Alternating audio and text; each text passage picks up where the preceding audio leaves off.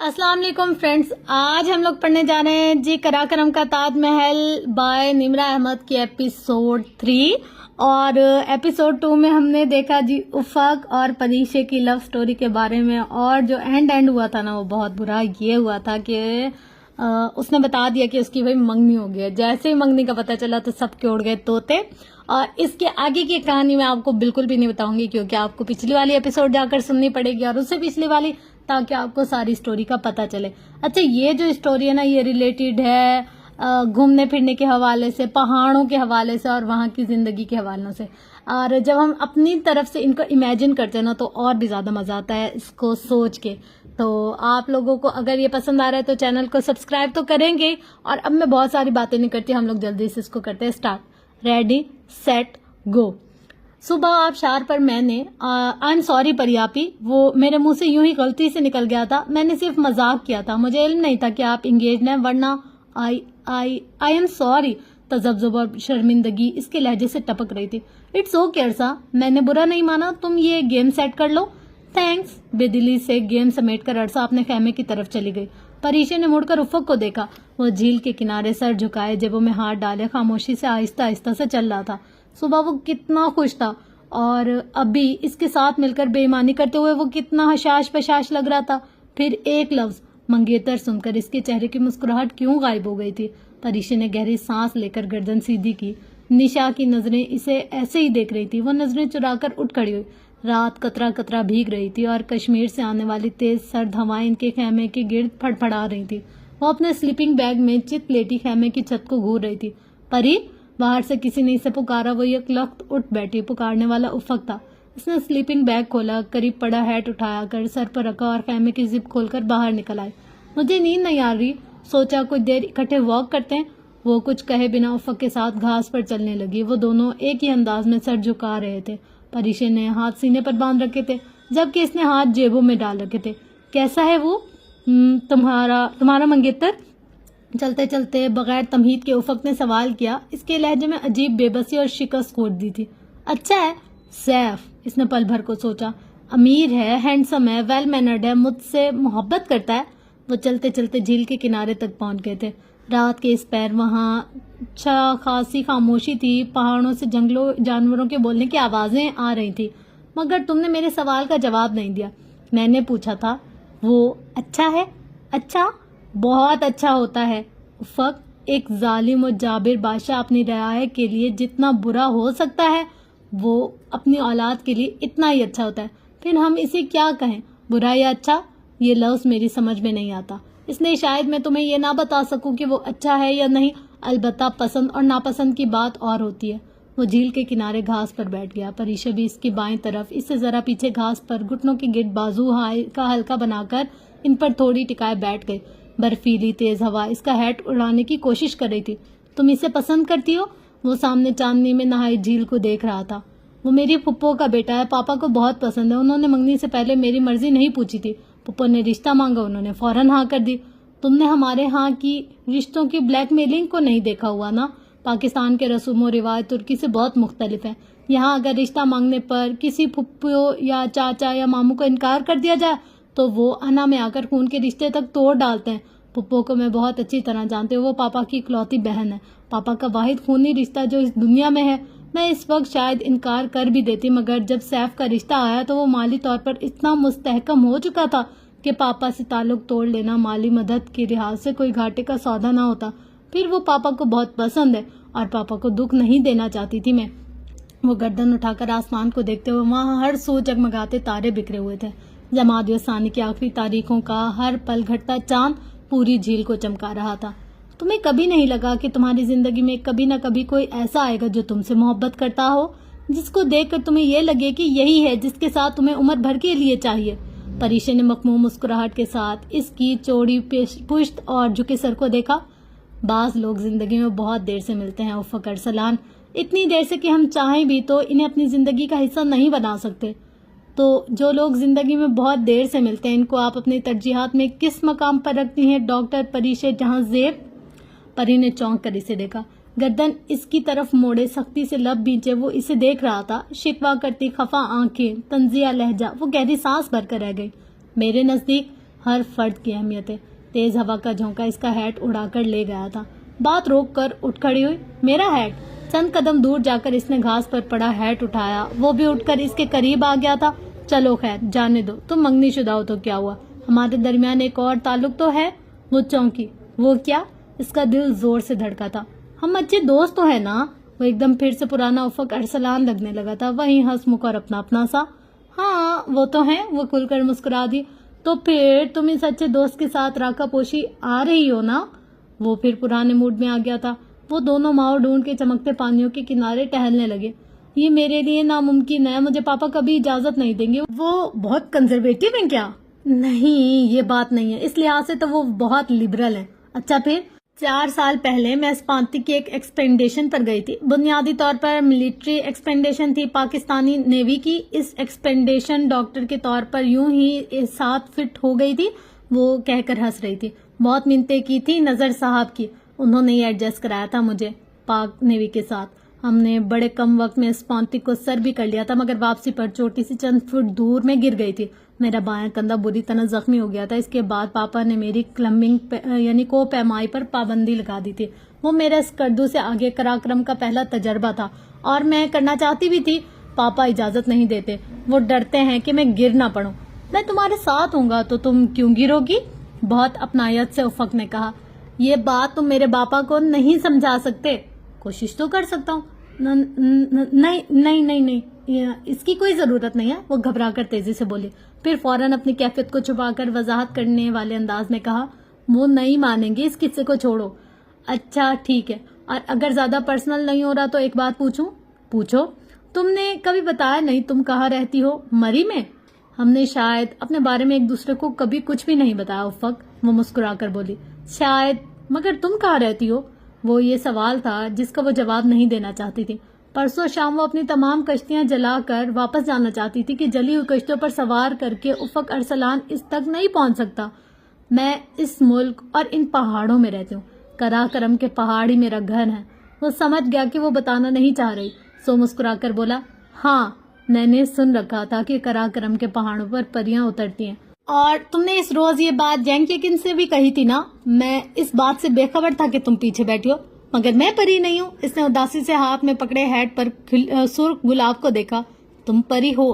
نہیں. اس نے نفی میں گردن ہلائے. نام سے کوئی پری نہیں بن جاتا, میرا صرف نام پری ہے. جانتی ہو پری, جب میں نے تمہیں پہلی دفعہ دیکھا تھا تو مجھے کیا لگا تھا؟ یوں جیسے کرا کرم کے پربتوں سے راستہ بھول کر مارگلا کی پہاڑی پر برستی بارش میں پناہ لینے والی کوئی معصوم سی خوفزدہ سی پری ہو تم. میں نے عرصہ ہوا خوابوں کی دنیا میں رہنا چھوڑ دیا. ٹوٹے خواب بہت اذیت دیتے ہیں افق. وہ خاموش رہا, پھر چند ثانیے بعد آسمان کو دیکھ کر بولا, رات بہت گہری ہو چکی ہے, ہمیں چلنا چاہیے. تم جاؤ, میں ابھی جھیل کے کنارے بیٹھنا چاہتی ہوں. وہ اس سے دور جھیل کی گھاس پر بیٹھ گئی, جوتے اتار کر ایک طرف رکھے اور ماؤں ڈھونڈ کے سیاہ نظر آنے والے چاند آسمان پر دیکھا جس پر چاند کی تہ چڑھی ہوئی تھی. پاؤں لٹکائے وہ اپنے خیمے کی طرف بڑھ گیا. البتہ خیمے کی زپ کھولنے سے پہلے ایک لمحے کو اس نے سر کو خم دے کر پیچھے ضرور دیکھا تھا, جہاں وہ پانی میں پاؤں لٹکائے چاند کی میٹھی چاندنی میں خاموش گیت سن رہی تھی. چھٹی چوٹی. ہفتہ 30 جولائی 2005.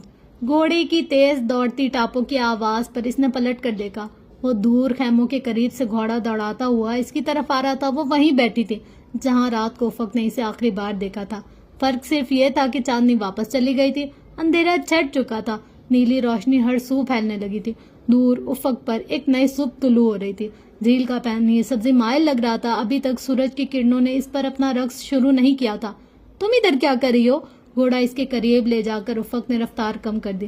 زندگی میں پہلی دفعہ ہارنے کی سزا پوری کر رہی ہوں, مگر یا تو ماہو ڈھونڈ کی مچھلیاں بہت ہوشیار ہیں یا پھر میری قسمت ہی خراب ہے. اس نے ہاتھ میں فشنگ راڈ پکڑ رکھی تھی. او خدایا, تم رات بھر یہی کرتی رہی ہو کیا؟ شہد رنگ آنکھوں میں حیرت درائی. نہیں, کسی دانشور نے کہا تھا سونا وقت کا ضیاء ہے. وہ کیا کہتی کہ رات بھر نیند ہی نہیں آئے. بہت معذرت, مگر میں تمہیں بتانا بھول گیا تھا کہ آج کل ماہو ڈھونڈ میں مچھلیاں نہیں ہوتی ہیں. گھوڑے کی لگام تھامے آنکھوں میں شوخی لیے وہ مسکرا رہا تھا.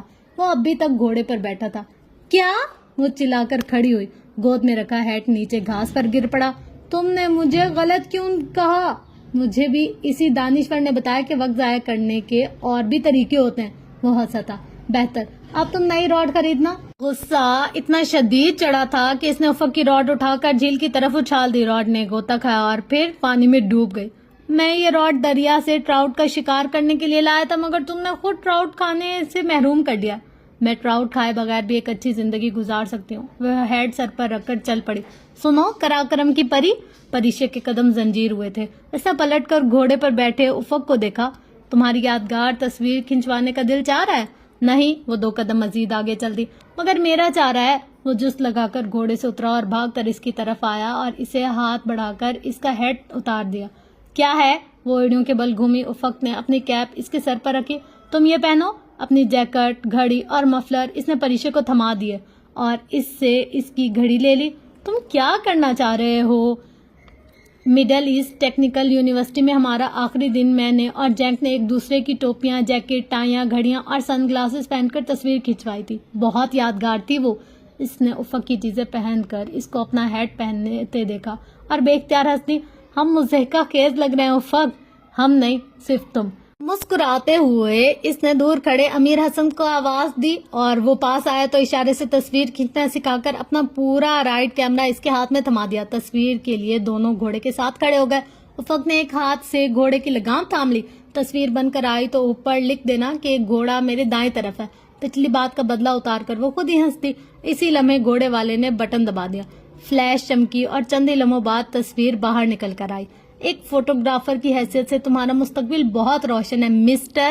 اس کے یوں ریڈی نہ کہنے پر وہ تصویر جھاڑنے ہوئے بہت جل کر بولا تھا. میر حسن ٹکر ٹکر اس کا چہرہ دیکھنے لگا. یہ شکریہ کہہ رہا ہے. اپنی ہنسی روک کر اس نے اسے بتایا تھا. خیر اس کا قصور نہیں، تم سارے پاکستانی ہی ریڈی کہے بغیر تصویر کھینچتے ہو. تصویر جھاڑتے ہوئے وہ مسکرایا. پریشے کو یاد آیا مری میں اس نے بھی ریڈی کہے بغیر تصویر کھینچی تھی. ہم بہت سے کام ریڈی کہے بغیر کرتے ہیں. خیر تصویر دکھاؤ. اس نے تصویر افق کے ہاتھ سے لے لی. وہ ہنس رہی تھی. ہنستے ہوئے وہ گردن کو قدرے پیچھے پھینک دیتی تھی. ہنسی روکنے کو اس نے منہ پر ہاتھ رکھا ہوا تھا. کلائی میں موجود سیاہ گھڑی کے ڈائل کا احرام چمک رہا تھا. افق گھوڑے کی لگام تھامے گردن موڑ کر اسے دیکھ رہا تھا. اس کے سر پر موجود ہیڈ جس کا گلاب ابھی مرجھا سا گیا تھا اس کو بالکل کاؤ بوائے کی طرح دکھا رہا تھا. اچھی ہے. اس نے تصویر واپس کر دی. تم رکھنا چاہتی ہو؟ نہیں. وہ اپنی تمام کشتیاں جلا کر جانا چاہتی تھی. بہت اچھا. افق نے تصویر اپنی سفید جیکٹ کی جیب میں ڈال لی جو پریشے نے اسے دوسری چیزوں کے ساتھ واپس کر دی تھی. رائڈنگ کرو گی؟ نہیں مجھے گھوڑے سے ڈر لگتا ہے. وہ فوراً پیچھے ہٹی. ایک بہادر کوپیما گھوڑے سے نہیں ڈرتا. بالکل ایسے ہی ایک بہادر کوپیما برے خواب سے بھی نہیں ڈرنا چاہیے. وہ دو بدو بولی. بیٹھ جاؤ. بہت اچھا گھوڑا ہے. خوبصورت عورتوں کا احترام کرتا ہے. نظر انداز کر دیا گیا. شکریہ مگر میں تو لڑکی ہوں. اچھا اوپر بیٹھو نا. ایک پاؤں ادھر رکاب پر رکھو. رکھو تو صحیح. اس نے اس کے قدرے ہچکچاتے ہوئے آگے بڑھے اور پاؤں کا اس کی رکاب میں ڈالا. اوکے. اب دایاں ہاتھ میرے کندھے پر رکھو اور بایاں ہاتھ پیٹھ پر. کس کی پیٹھ پر؟ وہ چڑھتے چڑھتے رکی. گھوڑے کی پیٹھ پر مادام. وہ تحمل سے مسکراہٹ دبائے بولا تھا. اچھا. وہ شرمندہ سی ہنسی پھر قدرے ڈرتے ہوئے اس کے کندھے کا سہارا لے کر گھوڑے پر بیٹھ گئی. ڈرو نہیں. میں نے کہا نا یہ خوبصورت عورتوں کا احترام کرتا ہے. اس کی خوبصورت کو دیکھ کر وہ بظاہر بڑی سنجیدگی سے بولا. مجھے زمین پر پٹکنا اس کا احترام کے دائرے میں آتا ہے یا نہیں؟ وہ اپنی تمام تر ناراضگی کے باوجود گھوڑے سے سخت خوفزدہ تھے. یہ تو میں نے اس سے نہیں پوچھا. تم خیر یہ باغ پکڑو اور اس طرح کرو گی تو یہ چل پڑے گا. پریشے نے ہڑبڑا کر اسے دیکھا. کیا مطلب تم نہیں بیٹھو گے؟ نہیں فکر مت کرو یہ تمہیں گرائے گا نہیں. نہیں نہیں نہیں نہیں نہیں مجھے اتارو. مجھے نہیں بیٹھنا اس پر. وہ گھبرا گئی تھی. کم آن پریشے ڈیئر. یہ زیادہ سے زیادہ تمہیں ماؤ ڈون میں پھینک دے گا تو پھینک دے. میں تمہارے پیچھے پانی میں چھلانگ لگا دوں گا. مگر تم تو کہہ رہے تھے کہ تمہیں سوئمنگ نہیں آتی. ہاں مگر مجھے ایک پری کے پیچھے جھیل میں ڈوبنا تو آتا ہے نا. اس کی حالت سے محظوظ ہو رہا تھا وہ. پلیز مجھے نیچے اتارو یہ مجھے گرا دے گا. وہ رو دینے کے قریب تھی. یہ اچھا گھوڑا ہے خوبصورت عورتوں کا. فکرہ اس کے لبوں میں تھا جب بے حد گھبراہٹ میں پریشے نے گھوڑے سے اترنا چاہا. گھوڑا ایک دم کسی گولی کی طرح تیز رفتاری سے بھاگا تھا. افق. وہ او گاڈ. پریشے اسے روکو. نیچے مت اترو. وہ جو اتنی دیر سے ہنسی مذاق کر رہا تھا گھوڑا بھاگتے دیکھ کر بوکھلا گیا تھا. مگر وہ اس سے زیادہ بوکھلائی ہوئی تھی. سو لگام چھوڑ کر نیچے چھلانگ لگا لی. اس کا بایاں پاؤں رکاب میں پھنس گیا اور وہ تیورا کر گھاس پر گری. کھینچ کر پاؤں رکاب سے آزاد کرایا، مگر اس کا پاؤں ہاتھ ایک پتھر سے ٹکرا کر معمولی سے زخمی ہو گیا تھا۔ وہ بمشکل سیدھی ہوئی، اس کا ہیٹ اترا ہوا دور ماؤ ڈھونڈ میں جا گرا تھا اور اب نیلے سبز مائل پانی کی سطح پر تیر رہا تھا۔ پری تم ٹھیک ہو؟ وہ بھاگتا ہوا اس تک آیا اور پنجوں کے بل اس کے مقابل بیٹھ گیا۔ میں مذاق کر رہا تھا، آئی ایم سوری، مگر تمہیں کس نے کہا تھا کہ تم لگام کھینچ دو؟ تم نہیں کہا تھا، اس نے شکوہ کرتے ہوئے بڑی بڑی آنکھیں اٹھائی جن میں آنسو تھے۔ تو بس یوں ہی۔ وہ سخت شرمندہ تھا۔ ادھر دکھاؤ ہاتھ کو کیا ہوا ہے؟ افق نے شرمندگی سے اس کا ہاتھ تھام لیا جس میں انگلیوں کے نیچے ہتھیلی پر رگڑ لگنے سے ایک معمولی سا کٹ لگ گیا تھا جس سے بمشکل خون کی 2-3 بوندیں ٹپکی تھی، مگر وہ پریشان ہو گیا تھا۔ کیا بہت درد ہو رہا ہے؟ وہ جواب دیے بنا سر جھکائے اپنے زخمی ہاتھ کو دیکھ رہی تھی۔ آنسو اس کی پلکوں سے ٹوٹ ٹوٹ کر گرنے لگے تھے۔ اچھا دیکھو، رو تو مت، میں دوا لے آتا ہوں، ٹھیک ہے؟ وہ اسے کیسے بتاتی کہ وہ اس معمولی خراش پر نہیں رو رہی۔ رات بھر سے اندر جمع کیے ہوئے لاوے کسی صورت تو راستہ ملنا تھا نا۔ وہ اٹھ کھڑا ہوا۔ ریشی نے دائیں ہاتھ کی پشت سے آنسو صاف کیے۔ بس سنی پلاس لیتے آؤ۔ وہ جاتے جاتے پلٹا، کیا؟ پلاسٹک والا بینڈیج؟ اچھا، یو مین سینیتا بانڈ؟ ابھی لایا۔ وہ سمجھ کر اپنے خیمے میں چلا گیا۔ شاید ترکی میں سنی پلاس کو سینیتا بانڈ کہتے تھے۔ وہ وہیں گھاس پر بیٹھی اپنی قسمت کی لکیروں کے درمیان لگے کٹ کو دیکھتی رہی اور لے کر وہ واپس آ گیا۔ اب خبردار، رونا نہیں ہے، اس کے ہاتھ پر سنی پلاس کی طرح کا بینڈیج لگا کر ڈانٹتے ہوئے بولا۔ اتنی پیاری آنکھوں کو رو کر سرخ کر ڈالا ہے تم نے؟ اس نے چونک کر نم آنکھوں سے اپنے ساتھ گھاس پر بیٹھے افق کو براہ راست دیکھا۔ اس نے اسے خوبصورت کہا تھا۔ اس کے دل میں جیسے کوئی نرم احساس جاگا۔ اب درد ہو رہا ہے؟ وہ نرمی سے پوچھ رہا تھا۔ وہ کہنا چاہتی تھی ہاں درد تو ہو رہا ہے۔ اذیت دیتا درد اس کے دل میں ہو رہا تھا، مگر اس نے گردن کو نفی میں جنبش دی۔ گڈ، اب اپنی آنکھیں صاف کرو۔ اپنی چیخوں سے تم نے نشا اور عرصہ کو اٹھا دیا ہے۔ ابھی آ کر پوچھیں گی میں نے ایک منگنی شدہ لڑکی کو کیا کہہ دیا کہ وہ یوں رو رہی تھی۔ وہ بھیگی آنکھوں سے مسکراتے ہوئے اٹھ کھڑی ہوئی۔ تم نے تو کہا تھا یہ گھوڑا خوبصورت عورتوں کا احترام کرتا ہے۔ ہاں مگر تم تو لڑکی ہو نا۔ وہ ابھی اس کے ساتھ کھڑا ہو گیا۔ پریشے نے تعصب سے اس کو دیکھا۔ سبزی مائل نیلے پانی پر اس کا ہیڈ تیر رہا تھا۔ افق نے اس کی نگاہوں کا تعاقب کیا۔ جانے دو، تم نیا لے سکتی ہو۔ اس نے اداسی سے نفی میں گردن ہلائی۔ نئے ہیڈ پر ایسا باسی سرخ گلاب لگا ہوگا جس کی پتیاں کناروں سے سیاہ ہو کر مرجھا گئی ہوں گی۔ صحیح کہہ رہی ہو، بعض چیزیں کھو جائیں تو پھر نہیں ملتی، ان کا نعمل بدل بھی نہیں ملتا، اور بعض انسان بھی۔ چلو خیموں کی طرف چلتے ہیں۔ وہ ساتھ ساتھ گھاس پر چلنے لگے۔ وہ ننگے پاؤں تھی جبکہ افق کے پاؤں میں جرابیں تھی۔ تمہارا ڈیر ابھی تک نامکمل ہے، جانتا ہوں، اور میں تمہیں اب کوئی مشکل ڈیر دوں گا، مگر وہ راکا پوشی سر کرنے سے متعلق نہیں ہوگا۔ اس نے متربع کیا۔ اوکے، اب سنو، نشا کہہ رہی تھی کہ اس کے بھائی کے دوست کا باپ تمہارے کسی انٹیلیجنس ایجنسی کا چیف ہے؟ ہاں ہے۔ پھر تم اس سے کہو اپنے صدر سے کہہ کر مجھے گورنمنٹ آف پاکستان کی طرف سے کوئی صدارتی ایوارڈ دلوا دے۔ وہ بچوں کے سے انداز میں ضد کر رہا تھا۔ اسے ہنسی آ گئی۔ تمہیں ہماری گورنمنٹ کی طرف سے ایوارڈ لینے کا شوق کیوں ہے؟ میں 20 سال بعد اپنے سفر نامے میں لکھنا چاہتا ہوں کہ میں جب اسلامی دنیا کے سب سے طاقتور ملک میں گیا تو اس کے بادشاہ نے میری خوب آؤ بھگت کی، وغیرہ وغیرہ۔ سمجھا کرو نا، شو آف۔ خیر، حسیب کے دوست کا باپ ایک سرکاری ملازم ہی ہے، ریچرڈ آرمیٹیج نہیں ہے جو اس کی بات مان لی جائے۔ افق ہنس پڑا۔ کیا خوب بات کہی۔ عراق امریکہ کی جنگ میں امریکہ ہی ہماری منتیں کرتا رہا تھا، مگر ترکی نے اور طیب اردگان نے اپنی سرزمین استعمال کرنے کی اجازت نہیں دی۔ وہ دونوں گھاس پر چلتے ہوئے اردگان، مشرف اور افغان جنگ کی باتیں کرتے ہوئے خیموں کے بجائے وہ جھیل کی طرف آ گئے۔ سورج ابھی طلوع نہیں ہوا تھا، فجر کا وقت تھا۔ میں نے نماز نہیں پڑھی، تم ٹھہرو میں وضو کر لوں۔ وہ جھیل کے پانی کے قریب چلا گیا اور گھاس پر پنجوں کے بل بیٹھ کر چلتے صاف پانی سے ہاتھ دھونے لگا۔ وہ اس کے ساتھ کھڑی مسکراتے ہوئے اسے وضو کرتے دیکھنے لگی۔ بازو کوہنیوں تک دھو کر اس نے کیپ اتاری اور مسا کیا، پھر دونوں پاؤں کی جرابیں اتار کر انہیں پانی میں ڈبو کر دھوئے، اور وہ مسکراتے ہوئے اس کی انگلیوں کی حرکت کو دیکھ رہی تھی۔ یکدم اس کے چہرے سے مسکراہٹ غائب ہو گئی۔ وہ جھٹکے سے 2 قدم پیچھے ہٹی۔ افق، یہ؟ وہ بے یقینی سے اس کے بائیں پاؤں کو دیکھ رہی تھی۔ یہ کوہ پہما کی زندگی ہے مادام جہاں جہاں کچھ پانے کے لیے کچھ کھونا تو پڑتا ہی ہے۔ وہ بہت اطمینان سے اپنا بایاں پاؤں دھو رہا تھا جس کی آخری 2 انگلیاں نہیں تھی۔ مگر کیسے؟ یہ کیسے ہوا؟ اس سے الفاظ ادا نہیں ہو رہے تھے۔ افق نے لاپرواہی سے شانے اچکا دیے۔ فرسٹ ڈاؤٹ، ابھی وہ جرابیں واپس پہن نہیں رہا تھا، نماز قضا ہو گئی ہے شاید، مجھے جانے کیوں دھیان ہی نہیں رہا۔ وہ افسوس کرتا گھاس سے کیپ اٹھا کر کھڑا ہو گیا۔ وہ یکٹو کسے دیکھ رہی تھی؟ کتنی دیر رکنا پڑے گا ادھر؟ پریشی نے قدرے جھنجھلا کر پوچھا۔ یہ ماحول ڈھونڈ کے سفر کے دوران پہلی بات تھی جو اس نے کہی تھی، ورنہ وہ افق کی طرح سے بالکل خاموش تھی، مگر جب لینڈ کروزر سڑک کے درمیان میں رک گئی تھی تو اسے پوچھنا ہی پڑا۔ جب تک یہ پتھر راستے سے نہیں ہٹے گا ہم آگے نہیں جا سکتے۔ ابھی آدھا گھنٹہ پہلے محض 5 منٹ کی بوندا باندی ہوئی تھی جس سے سڑک کے بالکل بائیں طرف پہاڑ سے چپکا ایک دیو کامت پتھر ذرا سا سرک کر دائیں طرف ہو گیا تھا، اور اس کے ذرا سے سرکنے پر گاڑیوں کی ایک لمبی قطار جو دوسری جانب سے آ رہی تھی رک گئی تھی۔ وہ جگہ اتنی تنگ کہ اگر پتھر کے سائڈ سے گاڑی نکالنے کی کوشش کی جاتی تو وہ سیدھی گھائی میں بہتے ہوئے اشور میں گر جاتی۔ یہ جگہ آبشار اور اشور ویلی کے درمیان میں تھی۔ ان کی گاڑی کے پیچھے آبشار سے پلٹنے والے لمبی قطار تھی اور دوسری جانب سے آبشار پر آنے والی گاڑیوں کا قافلہ تھا۔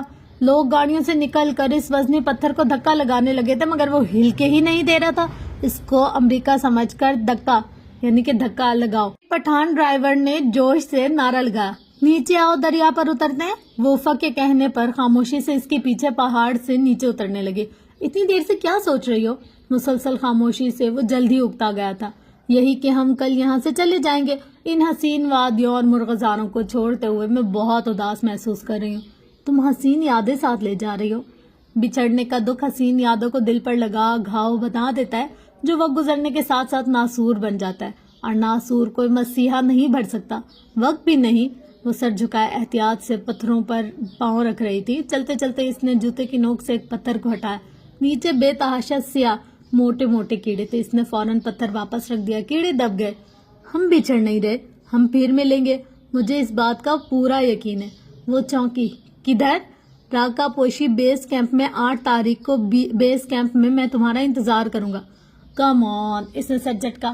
ایک زخمی مسکراہٹ اس کے چہرے پر بکھر گئی۔ میں دمانی میں آؤں گی۔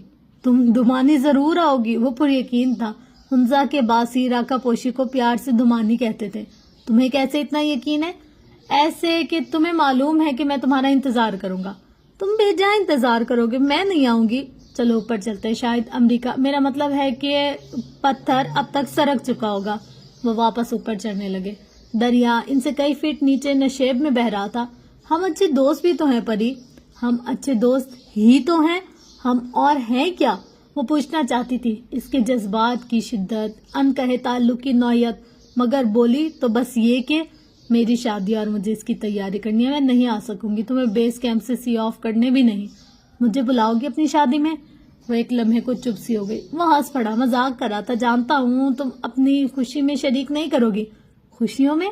اس نے یاسیت سے سوچا، کتنا بڑا مذاق کیا تھا نا افق نے، بچھڑتے ہوئے، مگر اس نے کہا تھا نا وہ بچھڑ نہیں رہے۔ اور اگلی شام 31 جولائی کو پشاور ایئرپورٹ سے اسے سی آف کرتے ہوئے بھی اس نے یہی کہا تھا، میں تم سے دوبارہ ملنے کا منتظر ہوں۔ میرا خیال ہے میں تمہیں زندگی میں آخری دفعہ دیکھ رہی ہوں۔ افق نے مسکرا کر نفی میں سر ہلایا۔ میں نے کہا نا ہم بچھڑ نہیں رہے۔ میں راکا پوشی بیس کیمپ میں ایک بہت اچھی کوپ ایما کا منتظر رہوں گا۔ اپنے بیگز کی ٹرالی دھکیل کر ڈپارچر لاؤنج کی طرف بڑھتے ہوئے پریشے نے ایک اداس نظر اس پر ڈالی۔ میں نہیں آؤں گی افق، کوپ ایما کو اب پری کو بھلا دینا چاہیے۔ کوپ ایما اور پری کی کہانی ابھی ختم نہیں ہوئی، میں کراکرم کے تاج محل پر کراکرم کی پری کا انتظار کروں گا۔ وہ مسکرایا، شہد رنگ آنکھیں چھوٹی ہو گئیں، پھر اس کی مسکراہٹ دھندلا گئی۔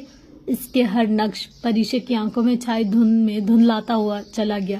وہ تیزی سے مڑی اور پھر وہاں سے چلتی گئی، اس سے پہلے کہ قدیم یونانی دیومالا کے اس کردار کا کوئی لفظ روایت میں اس کے قدموں کو زنجیر کر دے۔ منگل 2 اگست 2005۔ میں کھانے کو دیکھ لوں گی کہہ کر وہ لاؤنج سے جانے ہی لگی تھی کہ پاپا نے رک کر آہستگی سے کہا، وحید سے کہو بازار سے چپلی کباب بنوا لائے۔ جلیل کے؟ وہ بے خیالی سے بولی۔ کیا؟ وہ سمجھ نہیں پائے۔ نہیں کچھ نہیں، میں وحید سے کہتی ہوں۔ وہ گڑبڑا کر سنبھلی۔ بھلا جلیل یہاں پر کیسے درمیان میں آ گیا؟ کتنی کمزور ہو گئی ہو پری بیٹا، خواہ خواہ اتنی دور چلی گئی، بھلا کیا رکھا ہے ادھر؟ پپا پاپا کے سامنے پیار جتاتے اسے مصنوعی لگ رہی تھی۔ ادھر کیا رکھا تھا؟ ادھر ہی تو سب کچھ رکھا تھا۔ بس یوں ہی وہ مزید کچھ کہہ نہ سکی اور کچن میں آ گئی۔ پھپھو ٹھیک کہہ رہی تھی۔ اس نے کچن کے کیبنٹ کے شیشے میں اپنا عکس دیکھ کر سوچا، وہ واقعی بہت کمزور اور الجھی سی لگ رہی تھی۔ اسے کیا ہو گیا؟ میں کراکرم کے تاج محل پر کراکرم کی پری کا انتظار کروں گا۔ وہ آواز جو کسی نغمہ ساز کی دھن سے زیادہ خوبصورت تھی پچھلے 3 دن سے اس کی سماعت میں گونجی جا رہی تھی. وہ اس کا انتظار کرے گا اور اسے نہ پا کر واپس چلا جائے گا. کرا کرم کی پری اور کو پہما کی کہانی کا یہی منطقی انجام تھا. پھر وہ کس کے لیے اداس تھی؟ اس کے لیے جس نے ایک دفعہ بھی نہیں کہا تھا کہ وہ اس سے محبت کرتا ہے, جس نے یہ تک نہیں بتایا تھا کہ اس کا گھر ترکی کی کس شہر میں. پھر وہ اتنی جذباتی کیوں ہو رہی تھی؟ ان 2-3 دنوں میں خوشگمانی کے سارے رنگ اس کی آنکھوں سے اتر چکے تھے. وہ بے شک اس سے محبت کرنے لگی تھی, مگر وہ بھی اس سے محبت کرتا ہے, یہ اس نے کیسے اخذ کر لیا تھا؟ اب غیر جانبداری سے معاملے کو دیکھتی تو اسے لگتا کہ وہ یک طرفہ محبت کا شکار تھی. پری کیسی ہو؟ وہ سلاد کاٹ رہی تھی جب سیف بغیر کسی دستک کے اندر داخل ہو اور عین اس کے پیچھے آ کر بولو. وہ چونک کر پلٹی. سیف کو اتنے قریب دیکھ کر ناگواری سے اس کی پیشانی پر بل پڑے. آپ اندر جا کر بیٹھے, میں کھانا لگانے ہی لگی ہوں. وہ واپس پلٹ کر جھک گئی. میں ادھر ٹھیک ہوں, تم نے فون ہی نہیں کیا وہاں سے؟ پاپا کو کرتی تھی روزانہ, یہ بہت تھا. اس کا انداز اتنا روکھا تھا کہ سیف چونکے بغیر نہ رہ سکا. پھر بھی اچھا خیر, گنوار قسم کے پہاڑی لوگوں میں جا کر رہنا کیسا تجربہ تھا؟ اس نے زور سے چھری رکھی. پہاڑی لوگ گنوار نہیں, مخلص اور بہادر ہوتے ہیں. مگر میں نے تو سنا ہے کہ حیات آباد کے دکانداروں سے زیادہ چرب زبان اور بے ایمان کوئی نہیں ہوتا. دکاندار تو سبھی ایک جیسے ہوتے ہیں, چاہے حیات آباد کے ہوں یا اسلام آباد. وہ سلاد میں لیموں نچوڑنے لگی. پریشے, پاپا نے آواز دی. وہ جی کہہ کر سیف کو مکمل طور پر نظر انداز کر کے باہر آ گئی. اپنے ماموں ممانی کو بلاؤ. وہاں اس کی شادی کی تاریخ رکھی جا رہی تھی اور ماموں کی موجودگی لازمی تھی. ہاں ان کو بھی ہونا چاہیے, آخر کو اکلوتی بھانجی ہیں, پپا نے فوراً جوش سے کہا تھا. وہ انہیں دیکھ کر رہ گئی. جاتی ہوں پاپا. وہ دانستہ لاؤنج کے دروازے سے باہر گئی, نہ کہ کچن سے, کیونکہ سیف تھا وہاں. اسے سیف اور پپو جتنے برے اور منافق آج لگ رہے تھے اتنے پہلے کبھی نہیں لگے تھے. پہلے وہ ان کو پسند نہیں کرتی تھی مگر اب ناپسند کرنے لگی تھی. اس کا رویہ اتنا روکھا پھیکا پہلے کبھی نہیں ہوا تھا جتنا آج وہ اختیار کیے ہوئے تھے. آج پچھلے 8 دنوں نے اس کی زندگی بدل ڈالی تھی. ایک دفعہ انسان پہاڑوں پر چلا جائے تو پھر زندگی کبھی پہلے جیسی نہیں رہتی. نشا کے لان میں آج پھر وہ لڑکا حسیب کے ساتھ بیٹھا کاغذ پر کوئی لسٹ بنا رہا تھا. دیکھتے ہی اٹھ کھڑا ہوا. السلام علیکم پری آپا. ڈونٹ کال می آپا, وہ ناک سکوڑ کر کہتی اندر چلی آئی. وہ اسے بہت برا لگ رہا تھا. ماموں اور ممانی لیونگ روم میں ہی تھے. اس نے چہرے کے زاویے درست کیے, انہیں سلام کیا. وہ آپ کو پاپا بلا رہے ہیں؟ دراصل پھپھو آئی ہوئی ہیں تو پاپا نے کہا ہے کہ آپ لوگوں کو بھی بلا لاؤں. اچھا ڈیٹ فکس کرنے آئی ہوں گی. تم جاؤ پری, ہمارے ہیں, ماموں نے کہا. اور کھانا وغیرہ سب ٹھیک ہے نا؟ کوئی مدد چاہیے تو بتا دو, بنوا دو تمہارے ساتھ کچن میں. بالکل ماؤں والے انداز میں فکر مند ہو رہی تھی. وہ مسکرا دی. مامی سب کچھ تیار ہے, بس آپ لوگ آ جائیں. وہ وہاں سے جا رہی تھی جب ممانی دھیرے سے ماموں سے کہہ رہی تھی, میرا بیٹا بڑا ہوتا تو میں کبھی پریشی کو ان ناقدروں میں نہ جانے دیتی. کبھی میں سوچتا ہوں کہ جہاں زیب سے ایک دفعہ تو پوچھوں کہ سیف میں اچھی شکل اور پیسے کے علاوہ اسے کیا نظر آیا جو اس سے آگے وہ سن نہ سکی. باہر آ گئی. دونوں لان میں بیٹھے تھے. اس کو دیکھ کر بولتے بولتے رک گئے. ویسے نام کیا ہے تمہارا؟ وہ ان کے قریب سے گزر کر جانے ہی لگی تھی مگر کسی خیال کے تحت رک کر پوچھ لیا. وہ اس کا نام ہمیشہ بھول جایا کرتی تھی. موصب عمر. وہ کھڑا ہو گیا. تم وہی ہو نا؟ تمہارے ابا شاید کور کمانڈر تھے اور پچھلے سال شاید ان کو ایجنسی کا اعلیٰ عہدہ دے دیا گیا تھا, ہے نا؟ بالکل. پنڈی کو ان جیسا ہینڈسم کور کمانڈر آج تک نہیں ملا. وہ اس کے ساتھ چلنے لگا. میں نے سنا ہے ان کو آگے بھی بہت زیادہ ترقی ملنے کے چانسز ہیں اور یہ کہ وہ صدر کے خاص دوستوں میں شمار ہوتے ہیں. وہ بڑے اکھڑے انداز میں پوچھ رہی تھی. میں نے کبھی ان سے پوچھا نہیں. کم آن, اتنا تو مجھے بھی پتا ہے کہ پنڈی کا کور کمانڈر آرمی چیف کا فیوریٹ ہوتا ہے. فیوریٹ کی بات نہیں ہے, بعض لوگوں میں اتنی خوبیاں ہوتی ہیں کہ آپ کے لیے انہیں نظر انداز کرنا مشکل ہو جاتا ہے. اور مجھے زیادہ نہیں پتا. یو سی میں ادھر نہیں گھوڑا گلی میں ہوتا ہوں. اور اس نے لاپرواہی سے شانے اچکائے. پریشی نے کھڑے کھڑے اسے گھور کر دیکھا. ویسے بادیوں کی عمر کی لڑکیوں کو دیکھ کر سیٹی بجانا بھی لانس کالج میں سکھایا جاتا ہے. وہ پریشی آپی, میں جسٹ ڈونٹ کال می آپی. وہ کھٹ کھٹ کرتی وہاں سے چلی گئی. بدھ 3 اگست 2005. میں گھنٹے تک تمہیں پک کر لوں گا, ڈنر ساتھ کریں گے. سیف کا اس کے موبائل فون پر کال آئی تھی. کدھر؟ کسی ریسٹورنٹ میں یار. نمبر 1 میں کوئی یار نہیں ہوں. دوسری بات میں ابھی بہت بیزی ہوں. اس کا انداز کھردرا سا تھا. تم اپنی مصروفیت ملتوی کر دو. اور سیف میری کال آ رہی ہے, میں بعد میں بات کرتی ہوں. اس نے موبائل آف کر دیا. اسے یاد آیا افق نے گہری رات میں اسے جھیل کے کنارے واک کرنے کا کہا تھا. وہ بھی ساتھ چل پڑی تھی، مگر سیف پر اسے ذرا برابر بھی اعتبار نہ تھا. کیا وہ شخص اس کی قسمت میں نہیں ہو سکتا تھا؟ اگر ایسا تھا تو وہ دونوں برستی بارش کی پہاڑوں پر ایک دوسرے سے کیوں ٹکرائے تھے؟ وہ ہمیشہ یہ بات سوچتی تھی. چائے کا مگ اس نے ٹرے میں رکھا اور پاپا کے کمرے کے قریب آ کر دستک دی. آؤ پریشے. وہ بیڈ گراؤنڈ سے ٹیک لگائے کوئی بزنس میگزین دیکھ رہے تھے اور اس نے چائے کی ٹرے رکھ دی. کیا پڑھ رہے تھے آپ؟ ان کو چائے کا مگ تھما کر وہ بیڈ کی پائتنی پر ٹک گئے. شوکت عزیز کی بتائی گئی گروتھ ریٹ میں اضافے کی فگرز کا ٹارگٹ فگر سے موازنہ کرنے لگا تھا. آدمی اسٹاک مارکیٹ اسکینڈل کا حصہ رہا ہے، یہ تو اس ملک کا اکانومی تباہ کر دے گا. اور جھوٹ. وہ کہتے کہتے اس کے چہرے کے تاثرات خود دیکھ کر رک گئے. تم کچھ کہنا چاہتی ہو؟ پاپا وہ اگر آپ اجازت دے تو وہ البرتو ہے نا، میں نے آپ کو بتایا تھا البرتو کی 11 افراد کی ایکسپینڈیشن ٹیم راکا پوشی سمٹ کرنے جا رہی ہے. ایک ترک ایکسپینڈیشن اور بھی ہے. 22 دن کی کو پیمائی ہوگی اور تم ان کے ساتھ 8000 میٹر بلند پہاڑ پر جانا چاہتی ہو. ان کے لہجے میں سنجیدگی تھی. 8000 کہاں، راکا پوشی تو بس 7000 اور چند میٹر بلند ہے، اس نے ایک دم غیر سنجیدہ انداز میں کہا. اور اس کی کلائمبنگ تو خاصی مختصر ہے. اس نے دعا کی کہ ان کو علم نہ ہو کہ راکا پوشی مغربی ریجن دنیا کا طویل ترین ریجن ہے اور موسم تو ادھر بالکل بھی خراب نہیں ہوتا. اس نے یہ بھی نہیں بتایا کہ البرتو اپنی ٹیم کے ساتھ کئی دن سے راکا پوشی بیس کیمپ میں موسم ٹھیک ہونے کا انتظار کر رہا ہے. میں چلی جاؤں پاپا؟ تم جانتے ہو میں تمہیں اجازت نہیں دوں گا. ان کا لہجہ قطعی تھا. جی. وہ مایوس ہو کر وہاں سے چلی آئی. باہر برآمدے میں آ کر وہ ستون سے ٹیک لگا کر سیاہ آسمان کو دیکھنے لگی. تاریکی کے پردے کی اوٹ سے کمان سا باریک چاند جھانک رہا تھا. پریشے نے اداسی سے چاند کو دیکھا. یہ چاند ہنزا کے آسمان پر بھی روشن ہوگا. نگر کے دریا کے پانی پر بھی چاند کی پریوں نے رقص کیا ہوا ہوگا. ہو سکتا ہے اس وقت افق ارسلان بھی اسے ہی دیکھ رہا ہو، اس کے روشن وجود میں کسی اور کو تلاش کر رہا ہو. میں کراکرم کے تاج محل پر کراکرم کی پری کا انتظار کروں گا. یونانی دو مالا کا وہ کردار کراکرم کے تاج محل پر اس کا انتظار کر رہا تھا، مگر وہ وہاں نہیں جا سکتی تھی. پری کے پر کاٹ دیے گئے تھے. پھر پتہ نہیں اس کے دل میں کیا سمائی. وہ اپنے کمرے میں آیا اور دیوار پر لگے پوسٹرز اتارنے لگی. ان کو اتار کر وہ کچن میں آگے اور چولہا جلایا. مایا ناز کو پیما اور دنیا کے بلند ترین پہاڑ اس نے آگ میں ڈالنے شروع کر دیے. ایوریسٹ کے 2 براڈ بیگس گلیشیئرز بروٹوم کی دیوار سب اس کے چولہے میں جل رہے تھے. زندگی میں ایک مقام ایسا آ جاتا ہے جہاں انسان کو اپنے تمام خوابوں سے دستبردار ہونا پڑتا ہے. پریشے کی زندگی میں وہ مقام آ گیا تھا. پری؟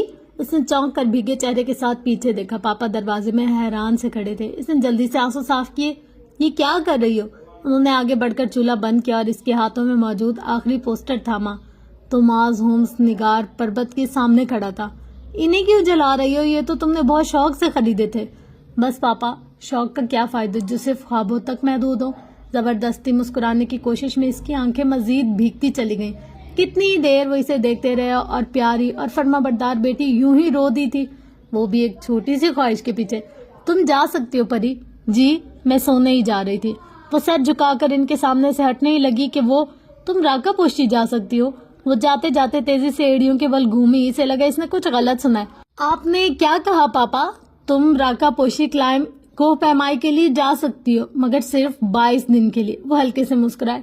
وہ ہکا بکا سے انہیں دیکھ رہی تھی. میں جا سکتی ہوں. ہاں، مجھے اندازہ ہوا ہے کہ اگر میں نے اپنی بیٹی کو اس کا سب سے بڑا خواب پورا نہ کرنے دیا تو یہ اس کے ساتھ بہت بڑا ظلم ہوگا. انہوں نے ہولے سے اس کا سر تھپکا. مگر تم جاؤ گی تو سیف کو کہو تمہارے ساتھ چلا جائے. نہیں سیف نہیں پاپا. اس سے تو بہتر تھا کہ وہ نہ ہی جاتی. نشا اور حسیب کا ساتھ ہے نا. حسیب کے فرینڈز کا گروپ ویسے بھی پرسوں ہنزا جا رہا ہے راکا پوشی بیس کیمپ سر کرنے کے لیے. میں ان کے ساتھ ہی چلی جاؤں گی. اسے یقین نہیں آ رہا تھا کہ پاپا اتنی جلدی اس کو اجازت دے دیں گے. تم نے تو پوری پلاننگ کر رکھی تھی. انہوں نے مشکوک انداز میں اسے گھورا تو وہ ہنس دی. دونوں ساتھ ساتھ چلتے ہوئے باہر لانچ میں آ گئے. اچھا مجھے بتاؤ کتنے پیسے چاہیے ہوں گے؟ تمہاری ٹور کمپنی نے تو 11,000 لیے تھے نا. انہوں نے والیٹ جیب سے نکالا. راکا پوشی کے لیے پاپا 7-8. اس نے خشک لبوں پر زبان پھیری. بس 8,000. وہ 1000 کے نوٹ گرنے لگے. 8 لاکھ پاپا. اس نے تھوک نکل کر کہا. پہلے ہمیشہ وہ اسپانسرڈ اور فنڈ ایکسپینڈیشن سے جاتی تھی، अब 2 दिन में वो फंड रेज करने से या स्पॉन्सरशिप हासिल करने से तो रही, परी आर यू सीरियस? वो हैरान हुए थे। इनका दिल तंग था ना हाथ, मगर इन्हें हैरानी हुई थी। बस पापा, थोड़ा महंगा शौक है ना, वो झींक कर हंस दी। इसे अंदाजा नहीं था कि ये सब इतना आसान होगा। अगर होता तो वो काफी अर्सा पहले ही पोस्टर्स जलाना शुरू हो जाती। इसे तोमास होम्स का वो पोस्टर पहले कभी इतना अच्छा नहीं लगा था जितना आज लगा था। पीर 8 अगस्त 2005। किधर फंसा दिया है आपने परीक्षा आपा? मैं तो पता नहीं कितना रोमांटिक सफर का सोच कर आया था। हुंजा पहुंचकर 4-5 पोस्टर्स लेंगे, सामान गधों पर, और फिर आगे का जुगत के दरिया के साथ सफर करने के बाद तगाफरी का बेस कैंप, खूबसूरत दरिया, घना जंगल, सब्जा ही सब्जा, वो जैसे बता रहा था। मगर अल्लाह भला करे आपका, आप हमें रोमांटिक किस्म के राका पोशी के वेस्ट फेस के साथ किधर बर्फजारों में लेकर आ गई हैं। इतनी बर्फ और इतने क्रूज हैं इधर, यहाँ तो गधे ही नहीं आते। हम तो फिर भी इंसान हैं। खैर, तुम्हारे इंसान होने पर मुझे शक है हसीब। शाहरा कराकरम से राका पोशी के शुमाल मगरिबी रुख का फासला 2 दिन की पैदल मुसाफत पर था, और पिछले 2 दिन में हसीब ये बात कोई 600 दफा कह चुका था। सो बेहद तंग आकर निशा ने जवाब दिया, ये इतना खतरनाक इलाका है, इस एक्सपेंडेशन टीम की मत मारी गई थी जो राका पोशी नॉर्थ वेस्ट पर से सर करना चाहती है। इस रास्ते से कोई भी चोटी तक नहीं पहुंच सका। वो सब एक ग्लेशियर वादी में आगे पीछे एक कतार में चल रहे थे। परीशे, निशा और हसीब से पीछे इसके दोस्त, और इनसे पीछे 28 पोर्टर्स थे जो इन्होंने हुंजा से ही लिए थे। हसीब, तुम्हें तकलीफ क्या है? तुम्हारा बोझ तो पोर्टर्स ने उठाया हुआ है। हसीब की मुसलसल चलती जबान पर परीशे गुस्से से बोली। 2 दिन पोर्टर्स के साथ रहकर वो भी सामान और कंधे पर उठाए रिक्शे को बोझ लगने लगी थी। पोर्टर्स पाकिस्तान में वही काम करते हैं जो नेपाल में शर्पा करते हैं। सीजन में जब सियाहों की आमदोरफ्त अरूज पर होती है, ये पोर्टर्स इनका सामान उठाते हैं और इन्हें इनकी मंजिल तक पहुंचा देते हैं। निशा ने इतने सारे पोर्टर्स लेने पर 2 दिन पहले परीशे से हैरत से कहा था, इन पर इतने पैसे खर्च करने के बजाय हम इनके बगैर चले जाते हैं, क्या फर्क पड़ेगा? फर्क तो कोई नहीं पड़ेगा, बस हम 2 दिन तो क्या 2 महीनों में भी राका पोशी नहीं पहुंच सकेंगे। पिछले 2 दिन से वो पैदल इन बर्फीली वादियों में सफर कर रहे थे। ये वो इलाके थे जहां आप फासले को किलोमीटर, मीटर या मील से नहीं, दिनों, हफ्तों और महीनों से नापते हैं। परीशे ने 2 दिन पहले जब पैदल सफर शुरू किया था तो इसे इस्लामाबाद, कराची, लेक डिस्ट्रिक्ट सब भूल गया था। यूं लगता था जैसे वो सैकड़ों साल पहले वक्त में पीछे चले गए हों, जब इंसान पैदल पत्थरों और बर्फ पर सफर किया करते थे। वैसे मुझे लगता है हम सब पागल कोई नहीं होगा जो घरों का सुकून छोड़कर पहाड़ों में ट्रैकिंग पर निकल गए हैं, और आपा जैसा पागल भी कोई नहीं होगा जो पहाड़ों को सर करना चाहती हैं। अब कितना फासला रह गया है? वो हसीब के मजाक को नजरअंदाज करके अकब में इस तंग रास्ते पर चलते पोर्टर के सरदार से पूछने लगी, बस मैडम, आधा घंटा और। पोर्टर्स के सरदार ने पोर्टर्स के दस्तूर के मुताबिक बोझ नहीं उठा रखा था। पिछले 12 घंटों से ये ब्लड चैप आधा घंटा और कह रहा है। अकब में अंग्रेजी में बड़बड़ाया था। परीशे ने गर्दन फेर कर देखा, हसीब का वही दोस्त एक बर्फानी नाले के किनारे खड़ा होकर होले होले बड़बड़ा रहा था। वो कोई सख्त बात कहना चाहती थी, मगर सामने से आने वाले अफराद को देखकर इनकी तरफ मुतवज्जह हो गई। वहां ग्लेशियर पर उनके सामने से एक टीम आ रही थी। प्रेशे अपनी ट्रैकिंग स्टिक की मदद से चलती हुई तेजी से इन तक जा पहुंची। यूं लगता था जैसे सालों बाद इन तन्हा सुनसान वादियों में इंसान को देखा हो। अस्सलाम वालेकुम, पाकिस्तानी इनके चेहरे से जाहिर था। फिर भी करीब पहुंचकर इसने तस्दीक की, वो 5 थे। इनके पास कोई सामान नहीं था। इनसे कई गज पीछे इनके पोर्टर्स की फौज आ रही थी। जी मैडम, पाकिस्तानी अल्हम्दुलिल्लाह, वो खासा थका हुआ लग रहा था, फिर भी बहुत रोब मगर तमकीनत से बोला था। वो इसकी कटिंग से ही पहचान गई थी कि वो फौजी था। बाकी भी आर्मी के ही थे, खासे थके थके लग रहे थे। अलबत्ता 5वां बहुत ताज़ा दम और मुतमईन दिखाई देता था। इसकी ग्लासेस और मफलर की वजह से वो इसका चेहरा ठीक से देख नहीं सकी थी। बेस कैंप से आ रहे हैं आप? वहाँ मौसम कैसा है? मौसम? ताज़ा दम 5वें साथी ने हंसकर सर झटका और आगे बढ़ गया। लीडर, जिसका नाम मेजर अथर था, कहने लगा, मौसम की मत पूछे मिस, हम पाकिस्तान आर्मी की मिलिट्री एक्सपेंडेशन कर रहे थे। राका पोशी के ऊपर 5000 मीटर की बुलंदी पर खैमे में कैद होकर मौसम ठीक होने का इंतजार कर रहे हैं। 8वां दिन हार मानकर नीचे उतर आए। जिस दिन बेस कैंप पहुंचे मौसम बिल्कुल ठीक हो गया। इसकी बात सुनकर परीशा हंस पड़ी। अब कौन कौन है बेस कैंप में? इसने मेजर अथर से पूछा। البرتو کی ٹیم ہے مگر وہ بھی ہمت ہار کر جانے ہی لگے ہیں. اس کے علاوہ 2 پاگل موجود ہیں. افق ارسلان کی ٹیم. اس کا دل زور سے دھڑکا. اس نے ایک نظر میجر اتھر کی پشت پر ڈالی. کراکرم کے پہاڑوں کی اونٹ سے جھانکتے بگ وائٹ ماؤنٹین راکا پوشی پر ڈالی. وہ قریب ہی تھا. جی وہی ہے. یہ میجر عاصم جو ابھی آگے گئے ہیں. افق ارسلان کا دوست بھی ہے اور لیزان آفیسر بھی ہے. ارسلان کو کچھ کہنا چاہیے تھا. اس کے لیے ہنزا جا رہا ہوں.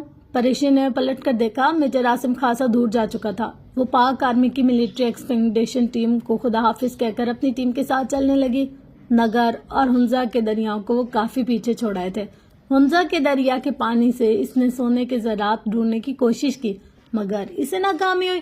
اسے سن رکھا تھا کہ سکندر اعظم کی فوج کی نسل جس وادی میں آباد ہے ہنزا کی وادی, وہاں کے دریا ہنزا سے سونا نکالتے ہیں. اوف کتنا لمبا راستہ ہے نا. حکومت کو چاہیے راکا پوشی تک سڑک بنا دے, بندہ آرام سے پہنچ تو جائے. حسیب کا دوست جس کا نام پھر وہ بھول چکی تھی کہہ رہا تھا. ہاں تاکہ مری کی طرح ہر بندہ منہ اٹھائے ادھر چلائے. نہیں بیٹا, راکا پوشی کا حسن خراج مانگتا ہے. اس کو ایک نظر دیکھنے کے لیے پیدل میلوں کی مسافت طے کرنی پڑتی ہے. ثابت ہوا بندہ پربتوں کی دیوی. راکا پوشی کو دیکھ کر عقل مند ہو جاتا ہے. اصلاً حسیب جس نے زندگی بھر کوئی عقل مندی کی بات نہیں کی مگر بیس کیمپ پہنچتے ہی وہ آگے سن نہ سکی کیونکہ بیس کیمپ کے قریب پہنچ کر اس نے اپنا اسکارف سلک برف پر پھینکا اور اپنی ٹیم سے آگے بڑھ کر بھاگنے لگی. اس کے سامنے پربتوں کی دیوی اپنے تمام تر حسن کے ساتھ کھڑی تھی مگر اسے اس کی تلاش تھی جس کے لیے وہ یہاں آئی تھی. برف سے ڈھکے راکا پوشی کے قدموں میں پتھروں کے مورین پر بالکنی کی صورت ایک بیس کیمپ تھا. ہر طرف نیلے پیلے اور سرخ خیمے لگے تھے. بیس کیمپ سے 100 میٹر نیچے ایک دیو کامت بے ترتیب گلیشیئر تھا. یہ تمام برو کا گلیشیئر تھا اور برو کے گلیشیئر پر افق ارسلان اور البرتو کی ٹیم نے بیس کیمپ ٹھیک اسی جگہ لگایا تھا جہاں 1979 میں ایک پولش پاکستانی ٹیم نے نصب کیا تھا. اس پر اگلے دن ہی راکا پوشی سے برف کی ایک دیوار ٹوٹ کر گری تھی. برف شار سے پیدا ہونے والی ہواؤں سے ہی تمام خیموں کی میخیں اکھڑ گئی تھی. پریشے برو کے خطرناک گلیشیئر پر اپنے ہلکے واٹر پروف ٹریکنگ بوٹ کی مدد سے بھاگتی خیموں کی طرف آئی. وہاں درجنوں خیمے نصب تھے. افق ارسلان کہاں ہے؟ دھڑکتے دل سے اس نے سامنے سے آتے اطالوی سے پوچھا. ان دی میسٹینتھ لاسٹ ون, وہ ٹوٹی پھوٹی انگریزی میں بتا کر رجلت میں آگے گیا. وہ دوڑتی ہوئی آخری خیمے کے قریب آئی. باہر رک کر اس نے اپنا تنفس درست کیا. انہیں ٹوپی اتار کر پونی ٹھیک سے باندھی, پھر ٹوپی پہن لی. سن گلاسز اتار کر اپنی جیب میں رکھے اور خود کو نارمل کرتے ہوئے اندرونی خوشی کو چھپاتے ہوئے خیمے کی کھلی زپ سے اندر جھانکا. وہ میس ٹینٹ کے اندر کرسی پر بیٹھا تھا اور اس کی پشت پریشے کی جانب تھی. دھرمائی سے آئی سرد ہواؤں کی تھپیڑوں کے باعث خیمے کا کپڑا پھڑپڑا رہا تھا. وہ اندر آ گئی. کیسے ہو افق؟ اس کے عقب میں بازوؤں سے پر باندھے اس نے مسکرا کر پوچھا. افق نے چونک کر گردن گھمائی اور اسے دیکھ کر اٹھ کھڑا ہوا.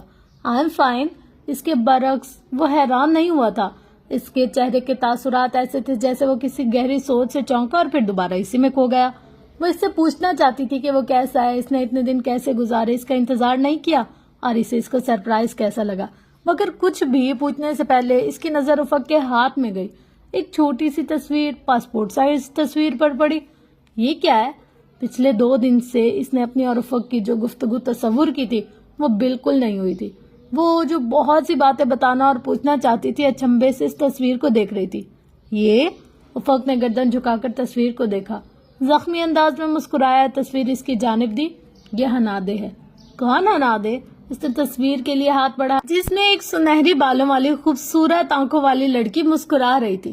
ہنادے میری بیوی. تصویر تھامنے کو بڑھا. پریشے کا ہاتھ نیچے گر گیا. وہ بے یقینی سے دیکھتی 2 قدم پیچھے ہٹی. بیوی؟ ہمالیہ کراکرم کے سارے پہاڑ اس کے سر پر گرے تھے. وہ بے یقینی سے اسے دیکھ رہی تھی. اس نے اپنی حیرت صدمہ کچھ بھی چھپانے کی صحیح نہیں کی تھی. کسی نے جیسے اس کے قدموں تلے سے زمین کھینچ لی اور وہ پھٹی پھٹی نگاہوں سے اسے تکے جا رہی تھی. ہاں یہ اس کی پکچر یوں ہی نکال رہی تھی. خیر تم کب آئے؟ تصویر واپس والیٹ میں رکھ کر جیب میں ڈالتے ہوئے افق کا انداز بالکل نارمل تھا. ابھی؟ اس کا لہجہ ایک دم روکھا سا ہو گیا. اس نے گردن دوسری جانب پھیر لی. مجھے علم تھا تم ضرور آؤ گی. میں نے تمہارا انتظار کیا اور دیکھ لو بے جا انتظار نہیں کیا. وہ مسکرا دیا. کوئی دھوکہ کھا جائے تو دھوکہ دینے والا ایسے ہی مسکراتا ہے. پریشے کا نسوانی وقار بری طرح مجروح ہوا تھا. ٹھہرو میں اپنی ٹیم کو دیکھاؤں. افق نے اس کا خشک اور روکھا بھرا انداز نوٹ نہیں کیا. وہ اسے چھوڑ کر قدرے بددلی سے باہر آ گئی. وہ بھی اس کے پیچھے پیچھے آ گیا. یہ تمہاری سپورٹ ٹیم ہے؟ ٹریکرز ہیں یا یہ بھی کلائم کریں گے؟ ट्रैकर्स हैं। वो इससे दूर हटकर पत्थर पर चलते हुए नीचे की सिमत आने वाले अपनी टीम के अफराद तक आए। वो सब पुरजोश से होकर अब रिक्सिक उतार कर नीचे सब बर्फ पर फेंक रहे थे और राका पोशी की हसीन चोटी को घूम फिर कर देख रहे थे। सिर्फ वो थी जिसकी दिलचस्पी वहां मौजूद हर शय से खत्म हो गई थी। दूर एक पत्थर पर अरसा बैठी थी। इसने घुटनों पर कागज रखे थे और इन पर वो कुछ लिख रही थी। शोर, हलचल और ट्रैकर्स की आवाज सुनकर इसने सर उठाया। परीशे को सामने देखकर वो सारे कागजात वहां छोड़कर भागते हुए इसकी जानिब आए। परीशे, आप इधर? ओ गॉड, मुझे यकीन नहीं आ रहा। वो खुशी के मारे इससे लिपट गई। आ गई फिर अलग होकर इसे कंधे से थाम कर खुशी से मखमूर लहजे में बोली, यकीन करें आज सुबह मैं आपके मुतालिक सोच रही थी। बहुत अच्छा किया जो आप आ गई। वैसे इतनी जल्दी क्लाइंबिंग कैसे बना आपका प्रोग्राम? कम ऑन, मैं पाकिस्तानी हूँ, मुझे क्लाइंबिंग परमिट की जरूरत नहीं है। अपनी आवाज में बशाशत पैदा करने की नाकाम कोशिश करते हुए फीकी मुस्कुराहट के साथ बोली। बेस कैंप के हंगामे ट्रैकर्स की आमद के बायस जाग उठे थे। चंद पोर्टर्स खेमे लगा रहे थे, लड़के इनकी मदद कर रहे थे। परीशे अपने साथ एक कुक शेफाली भी लाई थी जो चूल्हा सेट कर चपातियां पकाने लगी। शेफाली के करीब बैठे पोर्टर्स पानी में सत्तू घोलकर पी रहे थे। पोलो अल्ब्रितो की अतालवी टीम भी इनके करीब आ गई। अल्बर्टो तो अंग्रेजी से नाबल्द था, बाकी अतालवियों में से एक थोड़ी बहुत अंग्रेजी जानता था। वो सबको बता रहा था कल सुबह इसकी टीम वापस जा रही है और वो राका पोशी को छोड़कर बलतुरू की किसी चोटी को सर करने का इरादा रखते हैं। परीशे ने पोर्टर की मजदूरी की तमाम रकम सरदार पोर्टर के हाथ में रख दी और अपने खेमे में चली आई। ये पोर्टर्स का दस्तूर था कि हमेशा रकम सरदार को मिलती थी, फिर वो आगे इसको तमाम पोर्टर्स में तकसीम करता था। अपने खेमे में आकर इसने मैट बिछाकर स्लीपिंग बैग रखा और इसमें लेटकर आंखें बंद कर ली। इसकी समातों से बाहर होने वाला शोर, गुल और कहकों की आवाज टकरा रही थी, मगर इसका दिमाग कहीं और था। हनावे, उफक की बीवी, वो शादीशुदा था, किसी और का पाबंद था, तो फिर इसे क्यों कराकरम के ताजमहल पर बुलाया? वो गलत समझी थी इसे, इसने धोखा खाया था। जाने कब इसे नींद ने आ घेरा। उफक इसे रात के खाने पर बुलाने आया मगर सोता ख्याल करके वापस चला गया। मंगल 9 अगस्त 2005। हर सू गहरी धुंध छाई थी। वो किसी बादल के वस्त में फंसी थी। धुंध में इसे कुछ दिखाई दिया, सब्ज आंखों और सुनहरे बालों वाली लड़की। वो परीशे को देखकर तमखुसराना मुस्कुराई और फिर अचानक से चिल्लाने लगी, उफक मेरा है, वो सिर्फ मेरा है। इसे लगा इसकी आवाज से इसके कान के पर्दे फट जाएंगे। निहायत तैश में आकर वो आगे बढ़ी और दोनों हाथों से जोर से हनावे को धक्का दिया। वो चीखती जोर जोर से चिल्लाते हुए इस बर्फीली चोटी से नीचे लड़क गई थी। अगले ही पल किसी छोटी सी गुड़िया की माने जिसका जिस्म नीचे खाई में गिर रहा था, वो बुलंद आवाज में चीख रही थी। इतनी बुलंद गड़गड़ाहट नुमा आवाज कि इसको लगा वो बहरी हो जाएगी। हवा को आरी की तरह चीरती भारी गड़गड़ाहट। वो एक झटके से उठ बैठी। इसका सांस तेज तेज चल रहा था और चेहरा पसीने से भीगा हुआ था। इसने बेख्तियार अपने चेहरे को छुआ और घबराहट में इधर उधर देखा। वो अपने खेमे में थी। ये सब एक भयानक ख्वाब था, मगर वो आवाज अभी तक सुनाई दे रही थी। हवा के जोर से इसके खेमे का कपड़ा फटफड़ा रहा था। वो तेजी से जिप खोलकर बाहर आई। हुंजा के दरिया के करीब वाक़या करीमाबाद पर सुबह तुलू हो रही थी। नीला हट माइल सुनहरी रोशनी से राका पोशी का दूध की तरह सफेद अतराफ के सियाह देव हेकल पहाड़ चमक उठे थे। परीशे ने इर्द गिर्द देखा। सामने ही खाली कित्ते पर पाकिस्तानी आर्मी का सब्ज हेलीकॉप्टर लैंड कर रहा था। इसने घूमते परों की तेज हवा से अतराफ के तमाम कैंपों को गोरटेक्स फड़फड़ाते हुए देखे थे। दूर नस्ल नीले खेमे के सामने खड़े उफक अरसलान ने शनासा अंदाज में हेलीकॉप्टर की जानिब हाथ हिलाया। वो सियाह फ्लेक्स जैकेट और ट्राउजर में मलबूस थे। ग्रे ऊनी टोपी से सर ढके मुस्कुराते हुए पायलट को देख रहा था।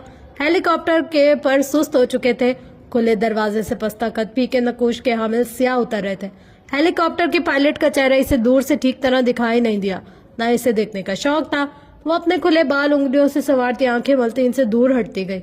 इसका जहन हनावे और अपने ख्वाब के दरमियान फंसा हुआ था। यहाँ नरम गदली बर्फ के दरमियान एक बर्फानी नाला बह रहा था। सूरज के चमकने के बायस नाले का आधा पानी पिघल चुका था और इसमें बर्फ के बड़े बड़े टुकड़े तैर रहे थे। नाले के इस तरफ हसीब का दोस्त बैठा था। ये हेलीकॉप्टर पर कौन आया है? परी आपा? वो अपने ख्याल से चौंकी, फिर नागवार शिकने माथे पर उभरी। जस्ट डोंट कॉल मी आपा। पहले आपा और बहन जैसे रिश्तों का एहतराम सीखो और फिर ये लफ्ज कहो। अपने नए ट्राउजर और जैकेट को दुरुस्त करते हुए वहीं गदली बर्फ पर बैठ गई। आप मुझसे हर वक्त खफा क्यों रहती है? مجھے زہر لگتے ہیں تمہارے جیسے لاؤبالی قسم کے نوجوان جو لڑکیوں کو دیکھ کر سیٹی بجاتے ہیں۔ وہ رخ پھیر کر پہاڑوں پر بنی قدرتی چراگاہوں کو دیکھنے لگی جہاں جانور چرند پرند اڑ رہے تھے۔ البرتو کی ٹیم ممبرز اور اس کی پورٹر سامان کندھوں پر اٹھائے چینٹیوں کی طرح قطاروں میں چلتے ہوئے بیس کیمپ سے واپس نیچے جا رہے تھے۔ یہ عمر ایسی ہوتی ہے، سب اس عمر میں ایسے ہی ہوتے ہیں۔ سب نہیں ہوتے۔ محمد بن قاسم نے اس عمر میں سندھ فتح کیا تھا، وہ تو میں نے بھی کر لینا تھا اگر یہ تلواروں کا دور ہوتا۔ وہ لاپرواہی سے ہنسا۔ شٹ اپ، اس نے اسے جھاڑ دیا، اور آئندہ مجھے آپا مت کہنا۔ وہ اٹھ کھڑی ہوئی۔ اسے ناشتہ کرنا تھا، بال باندھ کر کان بھی ڈھکنے تھے کیونکہ ہلکی ہلکی برفیلی ہوا اس کے کانوں میں گھس رہی تھی۔ وہ جانے کے لیے مڑی، تب اسے خیال آیا، سنو تمہارا نام کیا ہے؟ وہ پھر بھول گئی تھی۔ نالے کے اس پار برف پر بیٹھا لڑکا مسکرایا، موصب عمر۔ فائن۔ وہ سر جھٹک کر بیس کیمپ کی جانب بڑھ گئی۔ بیس کیمپ جاگ رہا تھا۔ ناشتے کی خوشبو، چہل پہل، پورٹرز کی واپسی، پستہ کد سیاہ کی آمد۔ وہ کچن ٹینٹ کی طرف جاتے جاتے رک کر افق کو دیکھنے لگی جو ہیلی کاپٹر کے دور قریب کھڑے ہنس ہنس کر اندر بیٹھے پائلٹ سے بات کر رہا تھا۔ کچھ سوچ کر وہ ان کے قریب چلی آئی۔ ایکسکیوز می آفیسر، یہ کون لوگ ہیں؟ افق کو یکسر نظر انداز کر کے اس نے پائلٹ سے سوال کیا۔ یہ کچھ ایمبروکر جاپانی سیاح ہیں جو راکا پوشی کے شمال مغرب فوٹوگرافی کرنے کے لیے 2 دن پیدل چل کر بیس کیمپ کے بجائے پاکستان آرمی کا ہیلی کاپٹر استعمال کر رہے ہیں۔ مسکراتے ہوئے افق نے جواب دیا۔ کیا واقعی؟ تو معاذ عمر کو ناگا پربت پر آپ لوگ نکال کر لے گئے تھے؟ دوبارہ پائلٹ کو مخاطب کر کے اس نے یوں ظاہر کیا جیسے اس کی بات سنی ہی نہ ہو۔ ان دنوں تو معاذ عمر ناگا پربت پر پھنسا ہوا تھا۔ میم، اس میں بے یقینی کی کوئی بات نہیں ہے۔ پاکستان آرمی کے پہاڑوں پر سرچ اینڈ ریسکیو آپریشن دنیا بھر میں مشہور ہے، تو معاذ کو ہم انشاءاللہ جلدی نکال لیں گے۔ پروفیشنل مگر شائستہ لب و لہجے میں آفیسر نے جواب دیا۔ اس کا چہرہ سیاہ گلاسز اور کیپ کے باعث واضح نہ تھا۔ پری، یہ میرا دوست ہے میجر عاصم، اور عاصم یہ میرے ساتھی کلائمبر ہے doctor Paresh Jahanzeb. Nice to meet you doctor, آپ کو کل بیس کیمپ کے راستے میں دیکھا تھا۔ جی، مگر بیس کیمپ تو ہنزا سے 2 دن دور ہے۔ آپ اتنی جلدی واپس جا کر ادھر کیسے پہنچ گئے؟ اور میجر اطہر کہہ رہے تھے آپ ترک ٹیم کے لیے لیزر آفیسر ہیں، حالانکہ لیزران آفیسرز کا تو پچھلے سال نومبر میں ختم ہو گیا تھا، سوائے بلتو کے۔ میں ہیلی کاپٹر سے پہنچ گیا تھا اور ارسلان کا لیزران آفیسر 2 سال پہلے بلتور میں تھا۔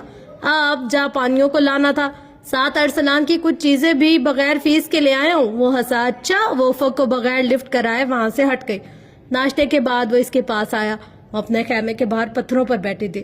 تم نے آج اور کل ٹھیک سے ریسٹ کیا؟ وہ اپنائیت اور فکر مندی سے کہتا اس کے پاس وہیں پر بیٹھ گیا، یوں کہ دونوں کے سامنے راکا پوشی کا پہاڑی سلسلہ تھا۔ ہوں؟ اس نے نظر بھی اس کی جانب نہ اٹھائی۔ آج ہم 4800 میٹر تک جائیں گے۔ راکا کا موسم بہتر رہا ہے، ہمیں آج ایکومولیشن شروع کرنی ہے۔ بہتر؟ تم اتنی فکر مند تھی کہ تمہیں اجازت نہیں ملے گی، اور دیکھو ذرا لگن سے تم نے ریکویسٹ کی اور تمہارے پاپا نے فوراً تمہیں۔ میں چینج کر لوں؟ وہ اٹھ کھڑی ہوئی، وہ بولتے بولتے رک گیا، پھر سر ہلا کر کہا ٹھیک ہے، میں تمہارا انتظار کر رہا ہوں۔ ہاں، انتظار تو میں نے کیا تھا۔ وہ اسے نظر انداز کی اپنے نارنجی خیمے میں چلی گئی۔ گھنٹے بعد وہ فرید اور افق کے ہمراہ ہاتھ میں آئس ایکس اور کمر پر 20 کلو وزنی بوری ڈالے راکا پوشی کے قدموں پر چڑھنے لگی۔ کوملائزیشن کی شدید ضرورت تھی، اپنے جسم اور پھیپڑوں کو کم آکسیجن اور سطح سمندر سے زیادہ بلندی کا عادی بنانا تھا، مگر ابھی اس کا ذہن نئی تحقیقوں کو قبول نہیں کر پا رہا تھا۔ وہ سارا راستہ خاموش رہی۔ افق بولتا اور اس کو ڈھلان پر راستہ سمجھاتا رہا۔ راکا پوشی سر کرنے کے 3 روٹ تھے۔ جنوبی مشرقی فیس جو گلگت کو گلیشیئر سے گزر کر جاتا تھا، طویل مگر آسان ترین۔ دوسرا مغربی فیس، پیسان گلیشیئر، اور پھر تھا نارتھ ریجن، دنیا کا طویل ترین ریجن جو آج تک کوئی سر نہیں کر سکا۔ افق کی ٹیم یہیں آ کر ادھر ہی کیمپنگ کرنے لگی تھی۔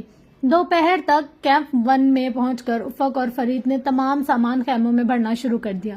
اس نے ایک نظر اس پر ڈالی جو پوری مستعدی سے سامان نکالا تھا۔ اس کے سر پر گہری رنگ کی اونی ٹوپی تھی جس پر سفید بنائی سے راکا پوشی 2005 لکھا تھا۔